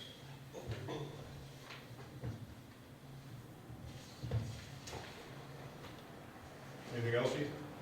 Did we vote on that motion? Oh, no, that's right. We got off on the other discussion here. Okay, we have a motion for the approval of the 2 new fire department members. All those in favor? Aye. Aye. Opposed? So voted. I did want to give you a couple more updates on that outstanding grant from 2003. I thought that we were going to put that behind us, but we're still working on it. It's stuck in, apparently now there's somewhere between 2003 and 2013, they changed their email systems, and it somehow got lost between the approval authority and the finance people who will approve the amount. So now the government's shut down, and we'll see when we can get FEMA back on that job. The dryer that we purchased or approved at the end of last fiscal year was delivered yesterday. The one challenge there is that it's a 220 unit, and we're looking into the contract. As I recall, it was a 110 unit that was specified, but I'm not sure of that. So they're unable to, there's no 220 service to the dryer location. get back to that one next month. On a budget, comment, in terms of repairs, there's been many repairs so far this year. We're already over on the repairs line for the budget for the fire department. So just to alert you that it's going to be an issue moving forward, as there's already, pending repairs needed. When you look at the other line items, there's not a whole lot of wiggle room to shuffle within the department. So something will have to be addressed as we move forward, probably on a case-by-case basis. Lastly, here I looked at, in light of the contract that, the contracted fire services that we provide to the town, that's there's two documents here. Start with the first one that says the analysis on the top. So again, basically us providing the contract EMS and fire service to the town. I looked at the amount and tried to come up with a way to determine how much the town should be paying of our portion. So if you see at the top, you got our operational budget, in addition to the equipment bond payments that we have, that would be both principal and interest. And then I did an estimation, which you can review down there, of all the other costs that don't show up in the fire department budget, but are required to operate it. If you analyze that, basically, the bottom line is that the village incurs about 60% of the cost, but we only require 48% of the response, and that's based on a call volume over the last 4 years. And the reason why it's 4 years is that is the length of time that they've collected the data in the same way that they do now. And it's been pretty consistent with more calls going to the town all but one of the 4 years, and that definitely seems to be an outlier. But it was included anyway. I'm kind of bouncing around on the page here, but the net cost to the village, we're back on the third table on the first page. It costs us about, after the contract with the town, it costs us about $214,000 to operate the department. If you look at that as a portion of the tax burden, that costs us, a village resident, 56 cents per thousand. If you compare that to what's, and that number can be taken from that first column, those, including that estimated shared cost. When you compare it to the town residents getting service from the Rhinebeck Fire Department, they're paying 39 cents per thousand. And then, just for comparison, I showed the Rhine Cliff and Hillside tax collection, and that comes straight from their tax bill, because they collect separately for the fire districts. Ours is bundled into one tax rate for the village, whereas in town, they actually have a line item on their tax bill where that comes off. So, in the bottom line there, for lack of a better number, I added 2%, only because that's the tax cap. In reality, probably a lot more of an increase to the operating budget for next year, and that's where I came up with a total. Now we're on the second page, the second table from the bottom. It will likely cost us $361,000 and change to operate the department next year, which, based on the percentages of call volume that the town, their portion costs us almost $188,000, and that would be the number that I would suggest that we put forward in terms of contracted services for the next year. The effect that would have on us, that would save about $40,000 out of our budget, and it would give us a 2.74% savings, or an 11 cents per thousand reduction for the village taxpayer. And then the second page was, just putting it in a different format with removing the details that were more applicable to the village here versus what would be presented to the town. The second, the one that says contract proposal on the top. And the contract goes from January 1st to December 31st, so we're a couple months out now for that.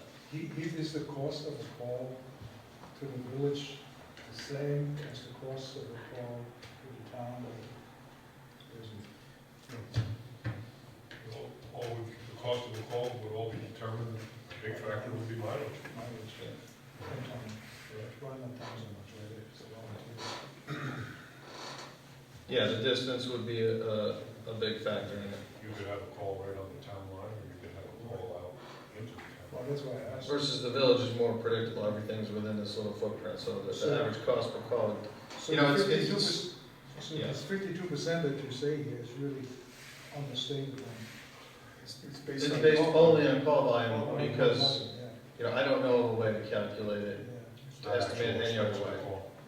Yeah, I mean, there may be some numbers out there in cyberspace about, you know, what a call costs a fire department, but when you're dealing with volunteers, I would say it's near impossible to, Well, as Jim says, it's To make- mileage.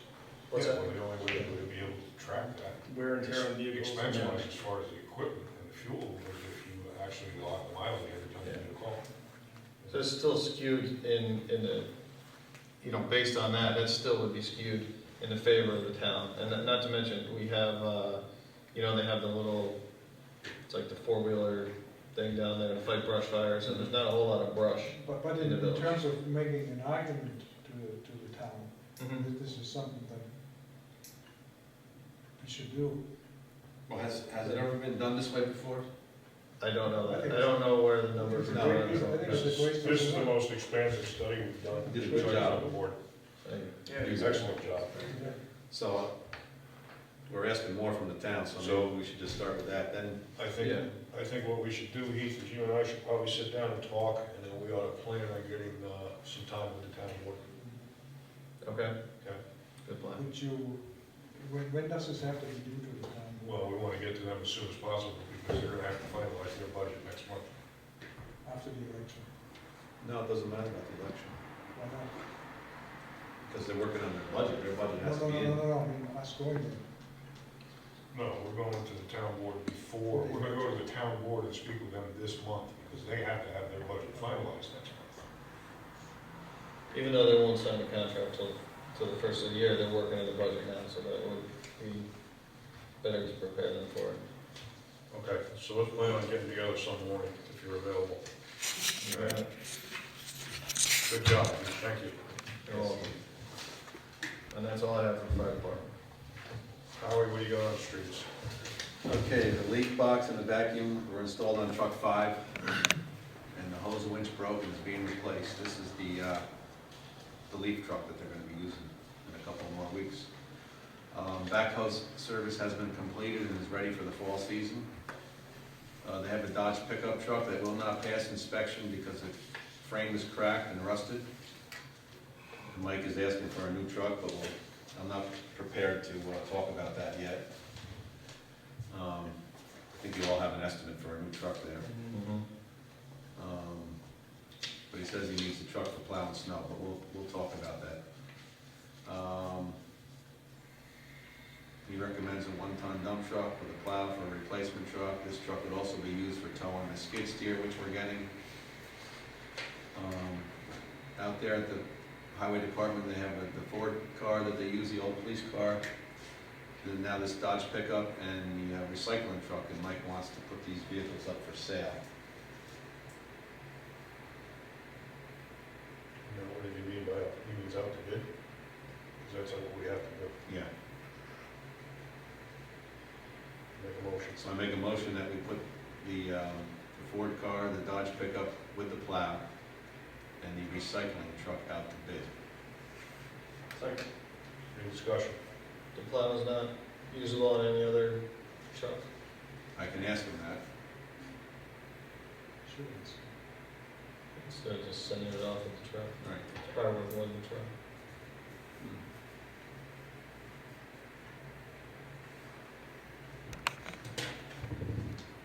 Any further discussion? All those in favor? Aye. Opposed? So voted. Speaking of that, what about the chief's car out here? Did you talk to John Wire? Yeah, Well, I talked to Bill Stroke, I was gonna talk to John Moore. Yeah. I haven't Yeah, gotten well. back to him, no. Follow up on that, I want to get it out of there. Okay, the highway department's repaired basins on the south side, and other basin issues will be addressed. They worked on the road beds, which they dug out and put in new blacktop. Brush pickup was twice last month. And as we approach the leaf season, Mike asked that we don't mix the brush with the leaves, try to keep the leaves and the brush separate. And also, please keep the leaves out of the catch basins, away from the catch basins, so they don't flow into the storm drains. Some of the ditch lines were cleaned out. And just yesterday, a tree fell on Wine Coop Lane that the guys had to remove yesterday afternoon around 3:30. Pete Dunn requested that they go out there and clean up that tree that fell down during that storm. That's it for the highway department. Okay, thanks, Howie. I have a question. Yes, sir. Howie, or a comment on the highway department? Yes. On my pet peeve, the pedestrian bridge crossing Route 9 there at the end of Asher Yes. Road. I know we talked about it, but I talked to Mike Temple at the DOT, and he said that that bridge has been there. It is on the record since 1911, but they do not claim responsibility for it. There was an engineering report done on it this past summer. I talked to Jim about it, I saw them out there, and he's going to try to get a hold of that, because when I talked to the engineers, they told me that the pedestrian bridge was included in the deficiency report, but apparently they don't have it at the regional DOT office yet. On top of that, I mentioned it to Hines, he talked to Kathy Kinsella, because as I understand it, a village can't own a bridge, but they're all owned by the town. Towns own the bridges. Right. So, Turned According to- out that neither the Route 9 bridge or that walkway bridge is on the inventory, the state inventory. That's just my problem. It must be on, It's not on the. Route 9 bridge must be on It's the not on the- inventory because they were there I inspecting. know, but it's not on her printout. She's got 9 bridges. They have not Route 9 and not, certainly not the walkway. It would be, that bridge would not be her responsibility, that's the state's State responsibility, because it's on a state I highway. know, what she has is an inventory of all the bridges in the state. So we look through that, and that Route 9 bridge was not on there. So she's trying to figure out why it wasn't on there. So are you saying that the pedestrian bridge? We don't know. is I don't the know town's whose bridge? responsibility it is, but We I don't just know. want to bring it up again. He's trying to figure it out. Yeah. Right? Yeah, because I think it's a major safety hazard and accident waiting to happen that somebody needs to fix. And when we finally do something there on that bridge. Don't say we. 'Cause we don't know if we are doing something. If anybody is gonna do anything, anywhere, anytime on this bridge, we also have a water line going right between the Route 9 bridge and the walkway bridge going underneath there, which is now disabled. And we probably have to work on that also to get it fixed, so we gotta coordinate that. Well, the pedestrian bridge could be something that whoever's responsibility, that would be fixed and nothing be done with the other part of the bridge. Yeah. And that But if you do pedestrian that, bridge would not have any impact on the water line. well, the foundation, because the foundation is broken on the pedestrian bridge, and so before you're gonna put a new foundation in there, we would have to take a. The foundation is broken. Yeah, but it's just hanging there. The rail, The railing's just hanging there. it's There's not no the foundation. well, Foundation is what anchors the whole thing into the bed Yeah. down below. I mean, for the walk, yeah, but the railing is broken off there. Right. So my point is that if we fix this, we probably would have to fix the water line first. Where's the water line? It's between the state, highway, We're- Route 9 we're bridge speculating. no, you can see it. Yeah, I'm not talking about the water line, we're speculating about the bridge, there's no point talking about any repair work until we figure out whose responsibility the bridge is. All I'm saying is that when you do it, you have to keep this in mind, okay? Okay. Anything else? No, that's it for me. And you, question me? Skid steer is at the dealers and 2 implements are there, they're waiting for the 3rd one, and it should be in this week. Was the last email I asked yesterday. That's good news. We can't pick it up though, we don't have a trailer. They're gonna deliver it. Okay. Police department, anybody got any questions on the incident report? Just an update on the police station, you know, the warranty issues and problems we were having with the doors and the septic. They were there, and architectural doors came and did the door repairs. There's still a problem with the rear door that goes, you know, out the backside of the building, and it's a warranty issue, so they're working, Meyer's working with the manufacturer to try to get the door warranty. The other door issues have been resolved. As far as the septic, they were here late last week and yesterday and have taken that piece of pipe that was there out, re-vetted it, put a new piece of pipe into the tank, compacted everything, and now I think, I didn't look tonight, they were over there, they saw cut the blacktop, they had to do some blacktop patching around the manhole, and that pretty much will be completed then, so hopefully we're to a pretty successful resolution over there, other than that rear door. Some of the fire department members pointed out to me that the water still does pond over there. We're gonna end up having to put some type of a small catch basin in there next spring with gravel in the bottom of it so the water can drain. That had nothing to do with the construction project. It's always been a wet spot. Okay. Mike said maybe you could build some of that asphalt down. It's to pretty the- high though. Yeah, it's probably too high. I don't think it's, if you milled it enough so that you got the water going all the way from the corner, you probably have a Be trench. digging up gravel. I have a police department question. I noticed in the vouchers that we have a cleaning service for the police department. I'm just wondering why, you know, I don't believe we have a cleaning service for this whole building. That the highway department manages this building. Mm-hmm. I'm just wondering why we have a contracted cleaning service, you know, at, was it $340 a month to clean the police department? Well, it's always been that the police department, or that the highway department didn't have time to do it. If it's something we want to consider going forward, we certainly can look at it.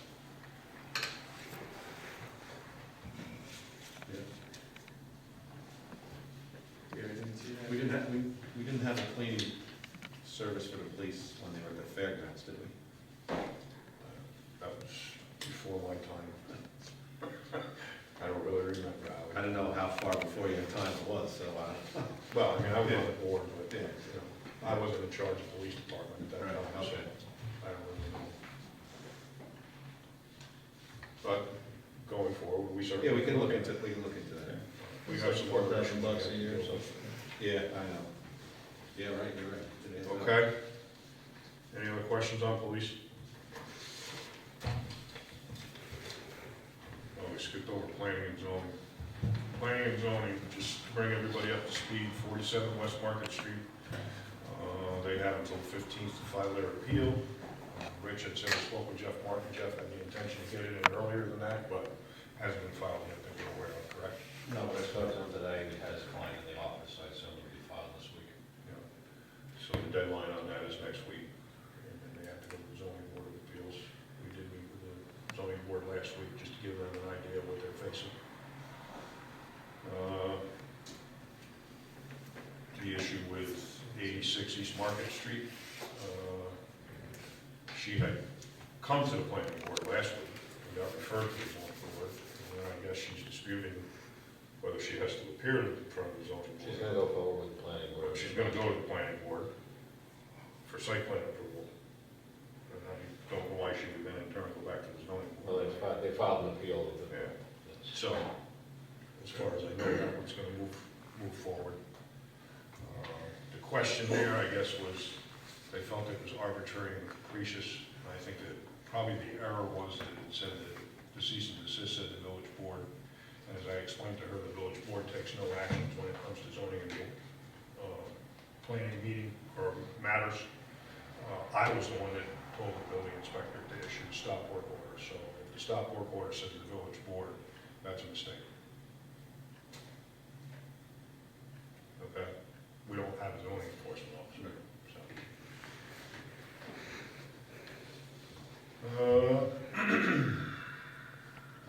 on planning and zoning? Anybody wants to discuss?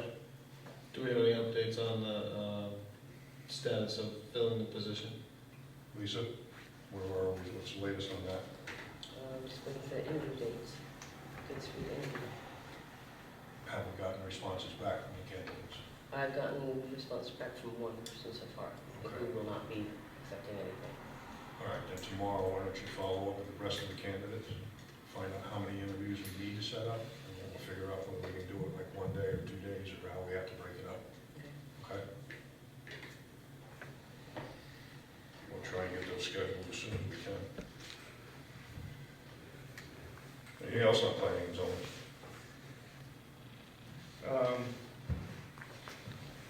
Well, we had some markups from the fairgrounds on the zoning district for the fairgrounds. I think they're gonna submit some revisions they'd like to see for the events code to us for the events code. I don't know, I guess it would be premature to try to figure out what kind of day. Yeah, so let's wait, we're gonna wait. Quite honestly, I think we're looking at after the holidays now. Really? Yeah. Well, we're not close to having the final yet, so. We'll see. Well, the zoning district's real close. But we gotta do the two together, Absolutely. so. We'll see. See how it plays out.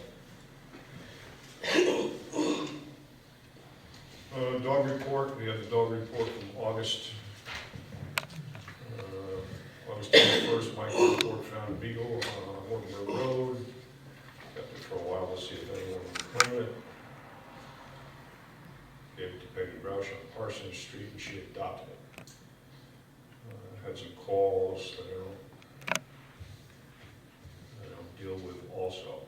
Skunks, bats, cats, and deer. All is good though. The rest of the month was been okay. Red Hook has been using our kennel because they don't have one of their own yet. Red Hook dog control officer, along with Rhinebeck PD, has been a big help all summer. There's potential for rental there. Committee reports, tree commission, Howard. Okay, everybody has the minutes from the tree meeting?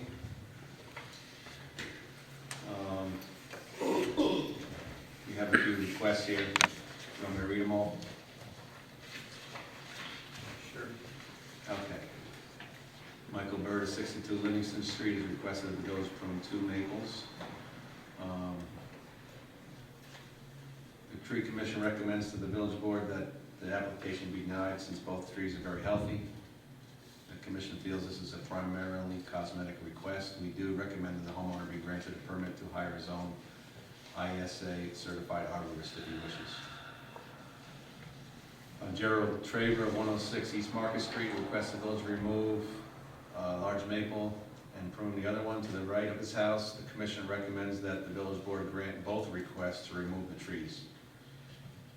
We decided one makes no sense to prune one of the trees because then most of the tree will be gone, so we might as well take it down. So this is right in the power lines. Is it something that?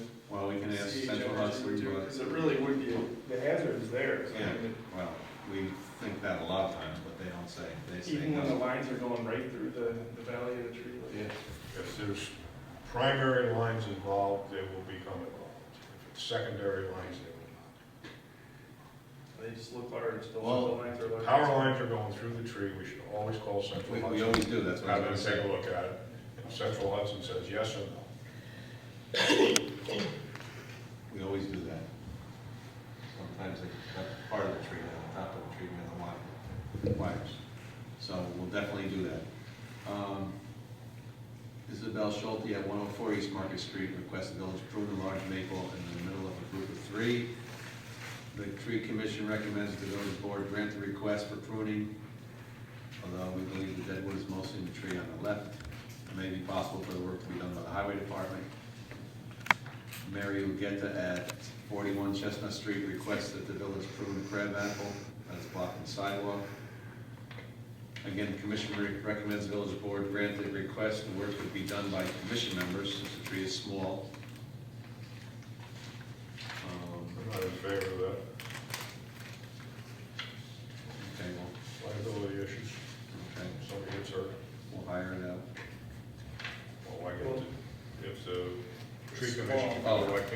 Okay, highway department.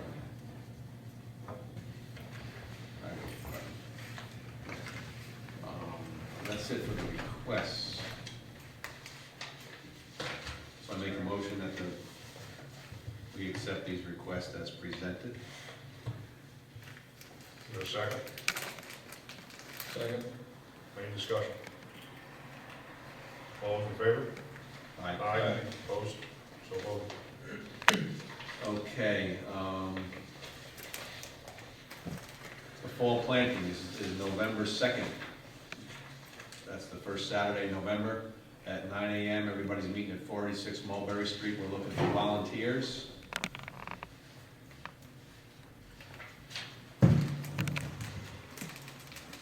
The tree commission was talking about how the village determines the sidewalk reimbursement where damage is done by tree roots. We don't have as explained to them, we kind of look at the whole area and then we decide what part of the, Tree Commission, received any requests or for information about sidewalk repairs and trees? They just, as you said, you get it referred to you, and then you take it from there. okay. Megan Cecily will be giving a talk at the library on October 8th at 6:30 p.m. called Caring for Your Trees.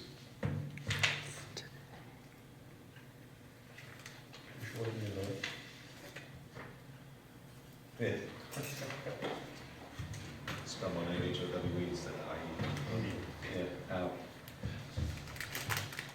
And that's it for the tree commission. Any questions? Oh, you can hang something on there about parcel access, and you really need the survey to determine where the. I know, that was my main question when we adopted this tree law. We need a survey every time. Well, the only way to get an accurate line of where the right of way is from a survey. Parcel access is not accurate. What's that, the obvious, I guess. Yeah, I was gonna go talk to, this gentleman down here. The name escapes me right now, Route 9 by the 4 lanes. Bob? Yeah, Bob. Monahan? Yeah, Monahan. Yeah, I mean, a survey is the only thing that determines the property. Parcel That gets access. costly for every tree. Yeah, whatever. My right of way is about 5 feet on the inside of my sidewalk. So some of them are pretty wide. Yeah, it depends on the street. You done with trees? Yeah, I'm done. Website? Anything? Finance and controls? Well, we talked about having a cash policy, and I just went over it with Lisa a while back, just some notes about it.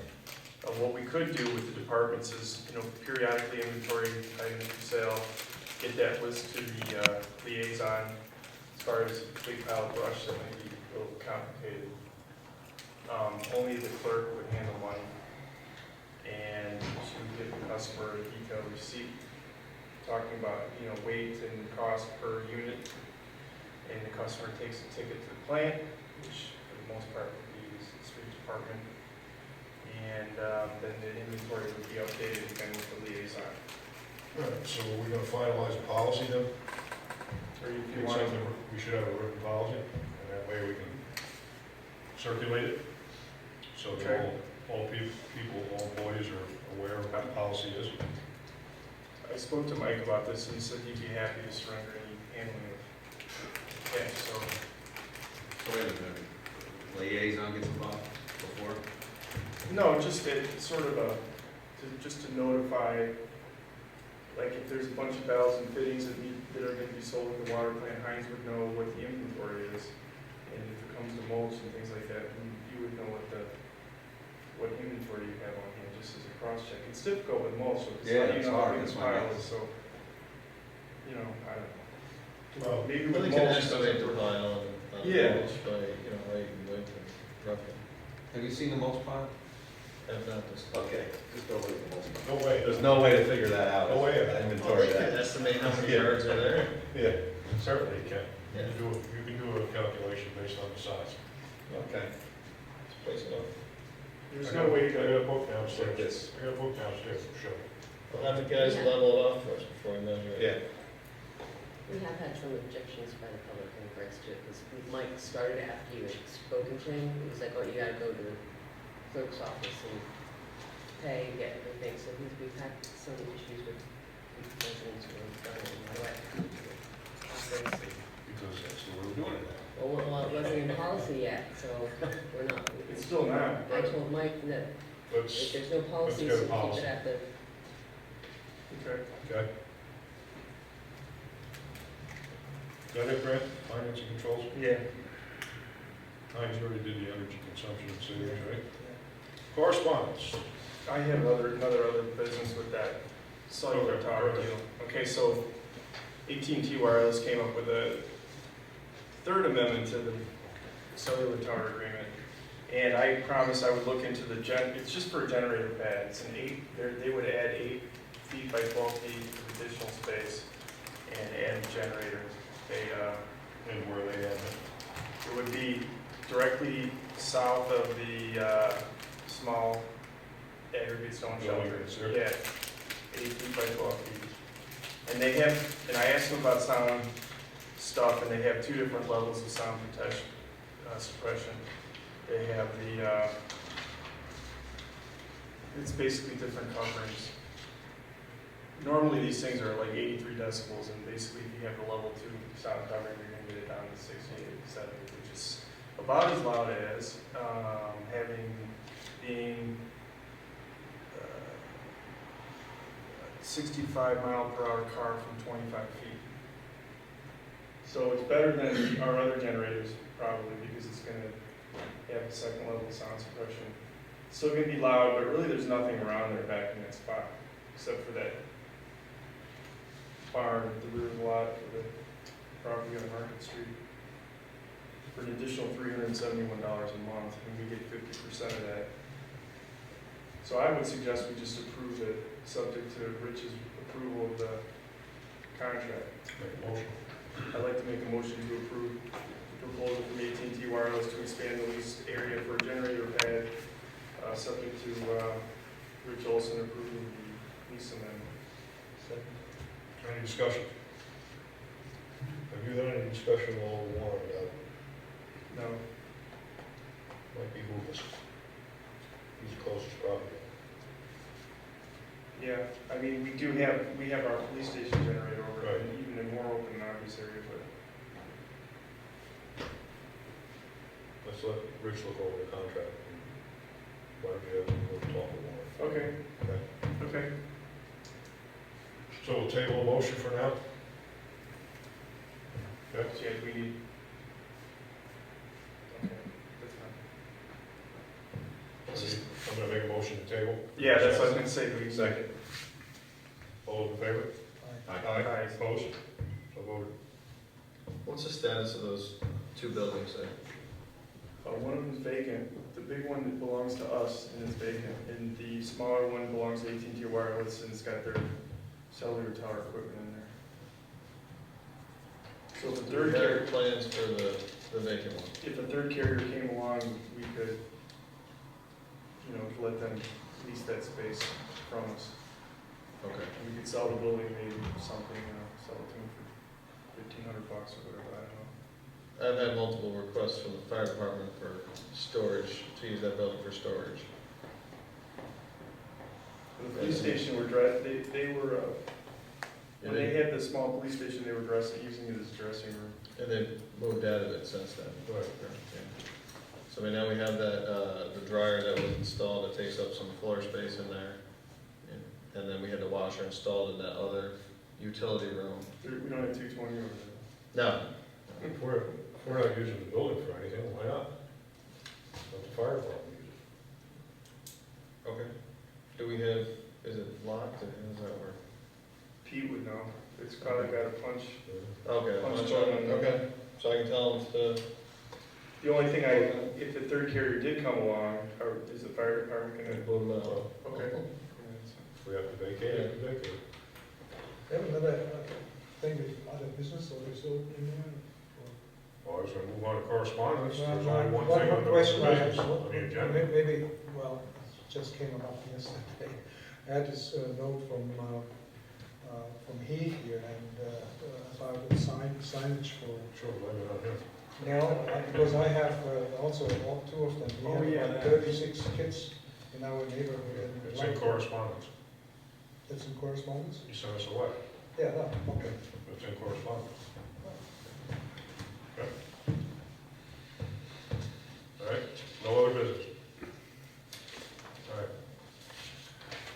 First one we have here is from Laura Shulkin on September 17th, and John Godier had suggested I contact you about gaining permission for my daughter's soccer team, Rhinebeck Rangers, to hold a bake sale on the sidewalk in front of the town hall building during Santa Claus on December 7th. And after I reviewed this, I said, well, That's what I was gonna say. well, because it's in the village. So they have to have permission from the town, and then they have to make a request to us, and then we have to approve it. And we don't have that request or that approval letter from the town, correct? Okay. So that one's on hold. And we have dated September 20th from Jan Mahoney, who is with the Ladies Auxiliary at the American Legion. They would like to have the use of Center Street for the lineup of the annual Halloween parade. The parade will step off at 2 p.m. on Sunday, October 27th. And they turn left onto East Market Street, proceed to Route 9, left onto Route 9, follow Route 9 to the American Legion. This is something that we have done annually. The police department provides the oversight for it. So I'll make a motion to approve. Is there a second? Second. Any discussion? All those in favor? Aye. Opposed? So voted. Also September 20th, Grace Smith House is asking us for the Village of Rhinebeck Police Department support of their domestic violence awareness for the month of October. Their mission is to help enable women and their children to live free of domestic violence, providing shelter, apartments, advocacy, counseling, and education, raising the consciousness of the community regarding the extent, type, and seriousness of domestic violence, initiating and taking positions on public policies in order to provide options which empower victims of domestic violence. So they are asking that we have purple ribbon magnets on the back of the police cars. So I'll make a motion to approve. Second. Second is Howie. All those in favor? Aye. Opposed? So voted. September 30th from NYSERDA. Oh, it's a program sponsored by NYSERDA, Climate Smart Communities. Thank you for your continued commitment to climate protection by participating in the second year of the Climate Smart Communities pilot program. Just a letter thanking us, I guess. I don't see it asking us for any action here.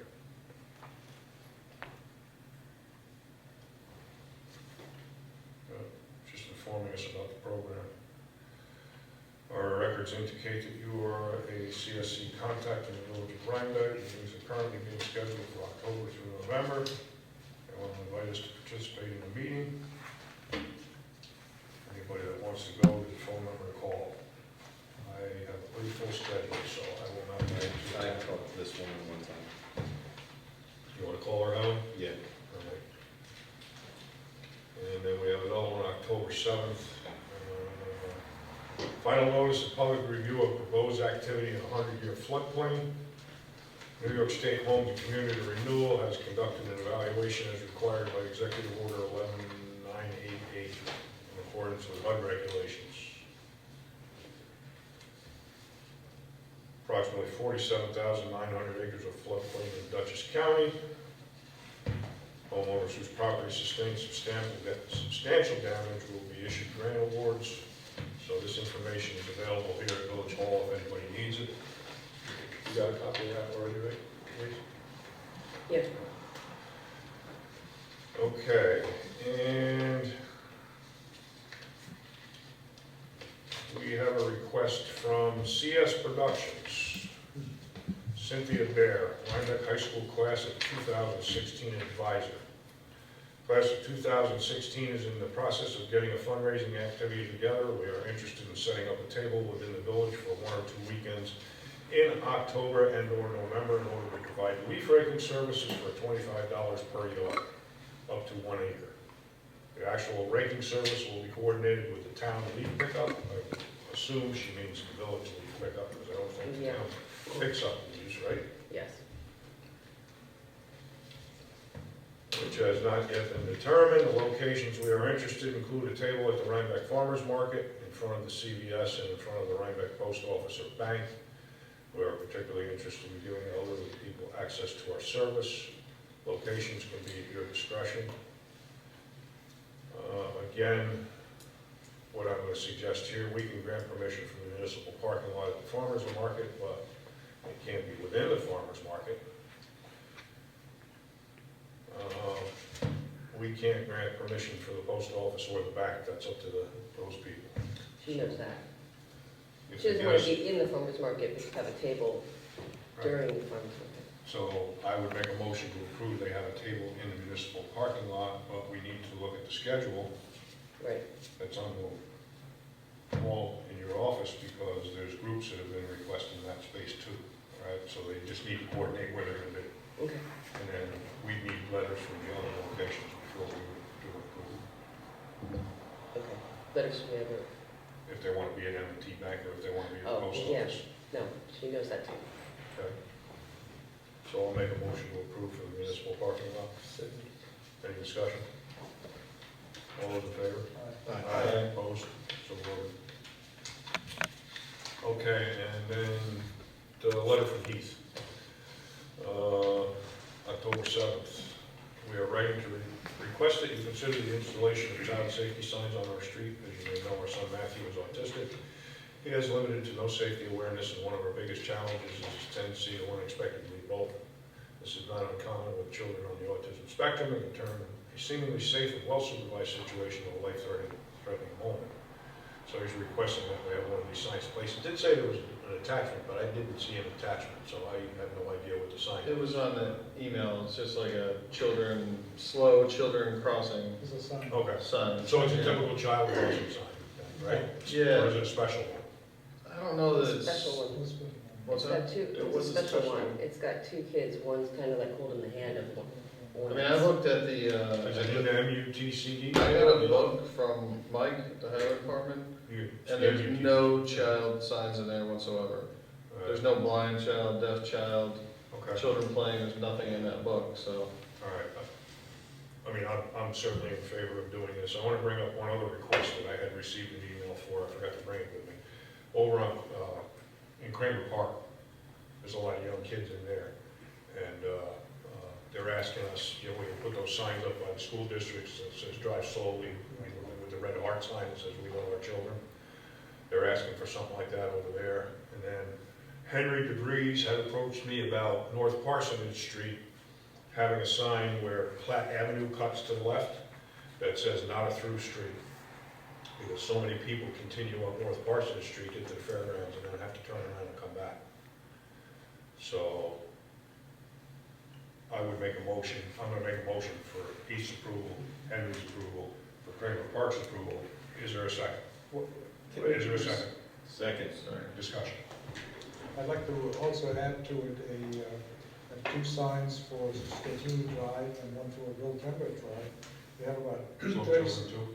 36 children there, and most of them are under the age of 10, and a lot of toddlers, and they're playing in the streets. It's very well paved, so that's, So yeah, they're using like a racetrack there, you know, going around the circle where I live. Friday morning, you available? Yeah. Let's go over and we'll mark some Friday, locations. locations. 8 o'clock, 8:30? I'll meet you at your house. Sure. Okay. So we'll include that in the motion. Any discussion? All just in the favor? type, how are we gonna select the sign? Because it sounds like we might be able to find a one sign that fits all these situations. Well, we have the children's signs for drive slowly. You know, like I You said, we have have that one that, if you look around the schools, it says, Yeah. please drive slowly or love our children. It's got the red heart symbol. Is that? But the one that he's talking about is different. I haven't seen it, but I'm sure we can get it. But would you be okay with I would prefer the, Oh, We the don't other have to side. say what type of sign it's gonna be right now, do we? No, but I just wanna make sure Yeah. that someone's gonna Yeah. have a procedure for getting it done. I'll put a list together of what we need and the quantities and how we can give it to Mike. Okay. where do they get them from, just out of curiosity? If we have to have them made, Dutch Signs and Red Yeah. makes them up. Yeah. Oh, okay. Yeah. They made one for me, I Yeah. think it was $20. If we have something on hand, you know, at the garage, he just goes out and puts it up, Mm-hmm. you know. Okay? So the what, you're All those in including, favor? I'm sorry, you're including his, Yeah. Yes. and what was that one, on what, Children in the Drive slowly. Drive what slowly. road, what area, what road? Oh, it's Stortini Drive and Thank you. Wiltshire Drive. Thank you. The gateways. All those in favor? Aye. Opposed? So voted. I think I'll abstain from that one. Good pass. Well, Heinz and I get abstain too. Then we don't have a You don't have a quorum. Me too. Well, I So said- now we have to approve it then. All right, that's all the correspondence I have. Anybody else? Well, there's the anti-bullying proclamation. We did that last time. I don't know why they sent it to us again. I didn't. They're bullying us. Okay. Water and sewer adjustments, Heinz. Water adjustment, when I do the water adjustment, right? We had 7 new owners, paid $25 each. We had one service turn off and turn on for also $25. And then we had 8 people who had sold their house and got a final bill. And so these numbers are in here as well.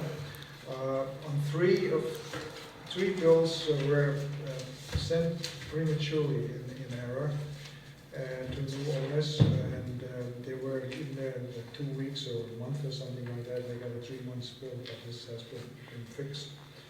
And I had to remove one penalty of a person who had died. And we removed the charges for the town highway garage. Now, I probably want to tell you that was for a little bit over 3 months, $234. It's not because of high consumption of water, but because of the size of the line they have. So it's 330 for 3 months, so it'll be roughly $1,000 a year. That would be the charges. Well, we can't say that, we can't say that's a guarantee or No.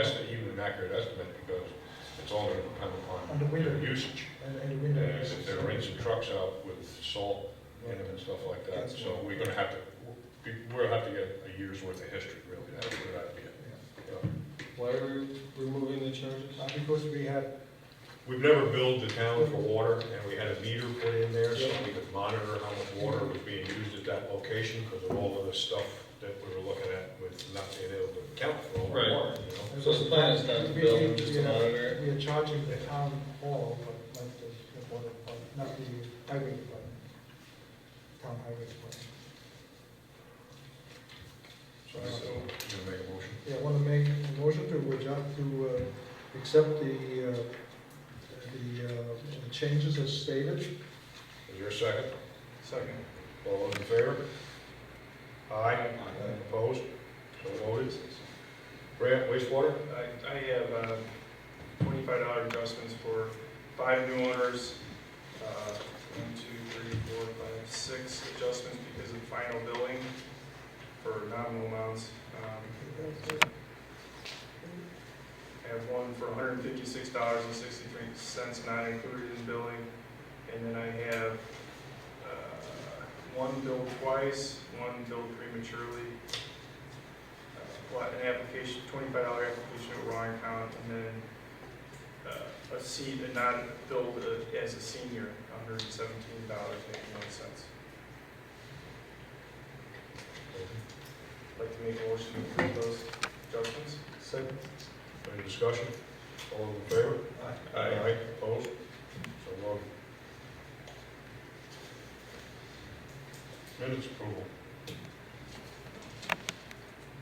you resend them? Do you know the dates? I don't have them in front of me. June 26th, June 11th, July. June 11th? additions or corrections to the June 11th minutes?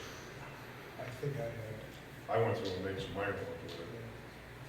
Typos, basically. I said, it, and then I sent it at home. I sent it home because that's where it came from.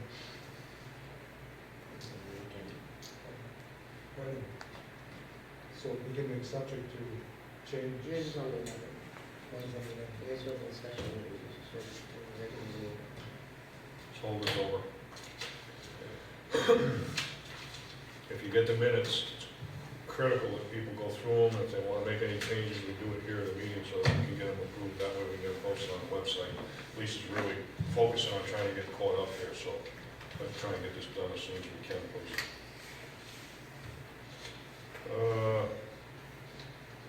Voucher approval, vouchers are downstairs. Does anybody have any further business? Motion to adjourn, please. What is this? I'm sorry, what is this? I don't know. You know what it's for, Jim? I have no idea. Thanks for the Bollard, bollard. please. The bollard. I haven't seen anything. I have no idea. Motion to adjourn, please. Like to make a motion. Second? Second. All in favor? Aye.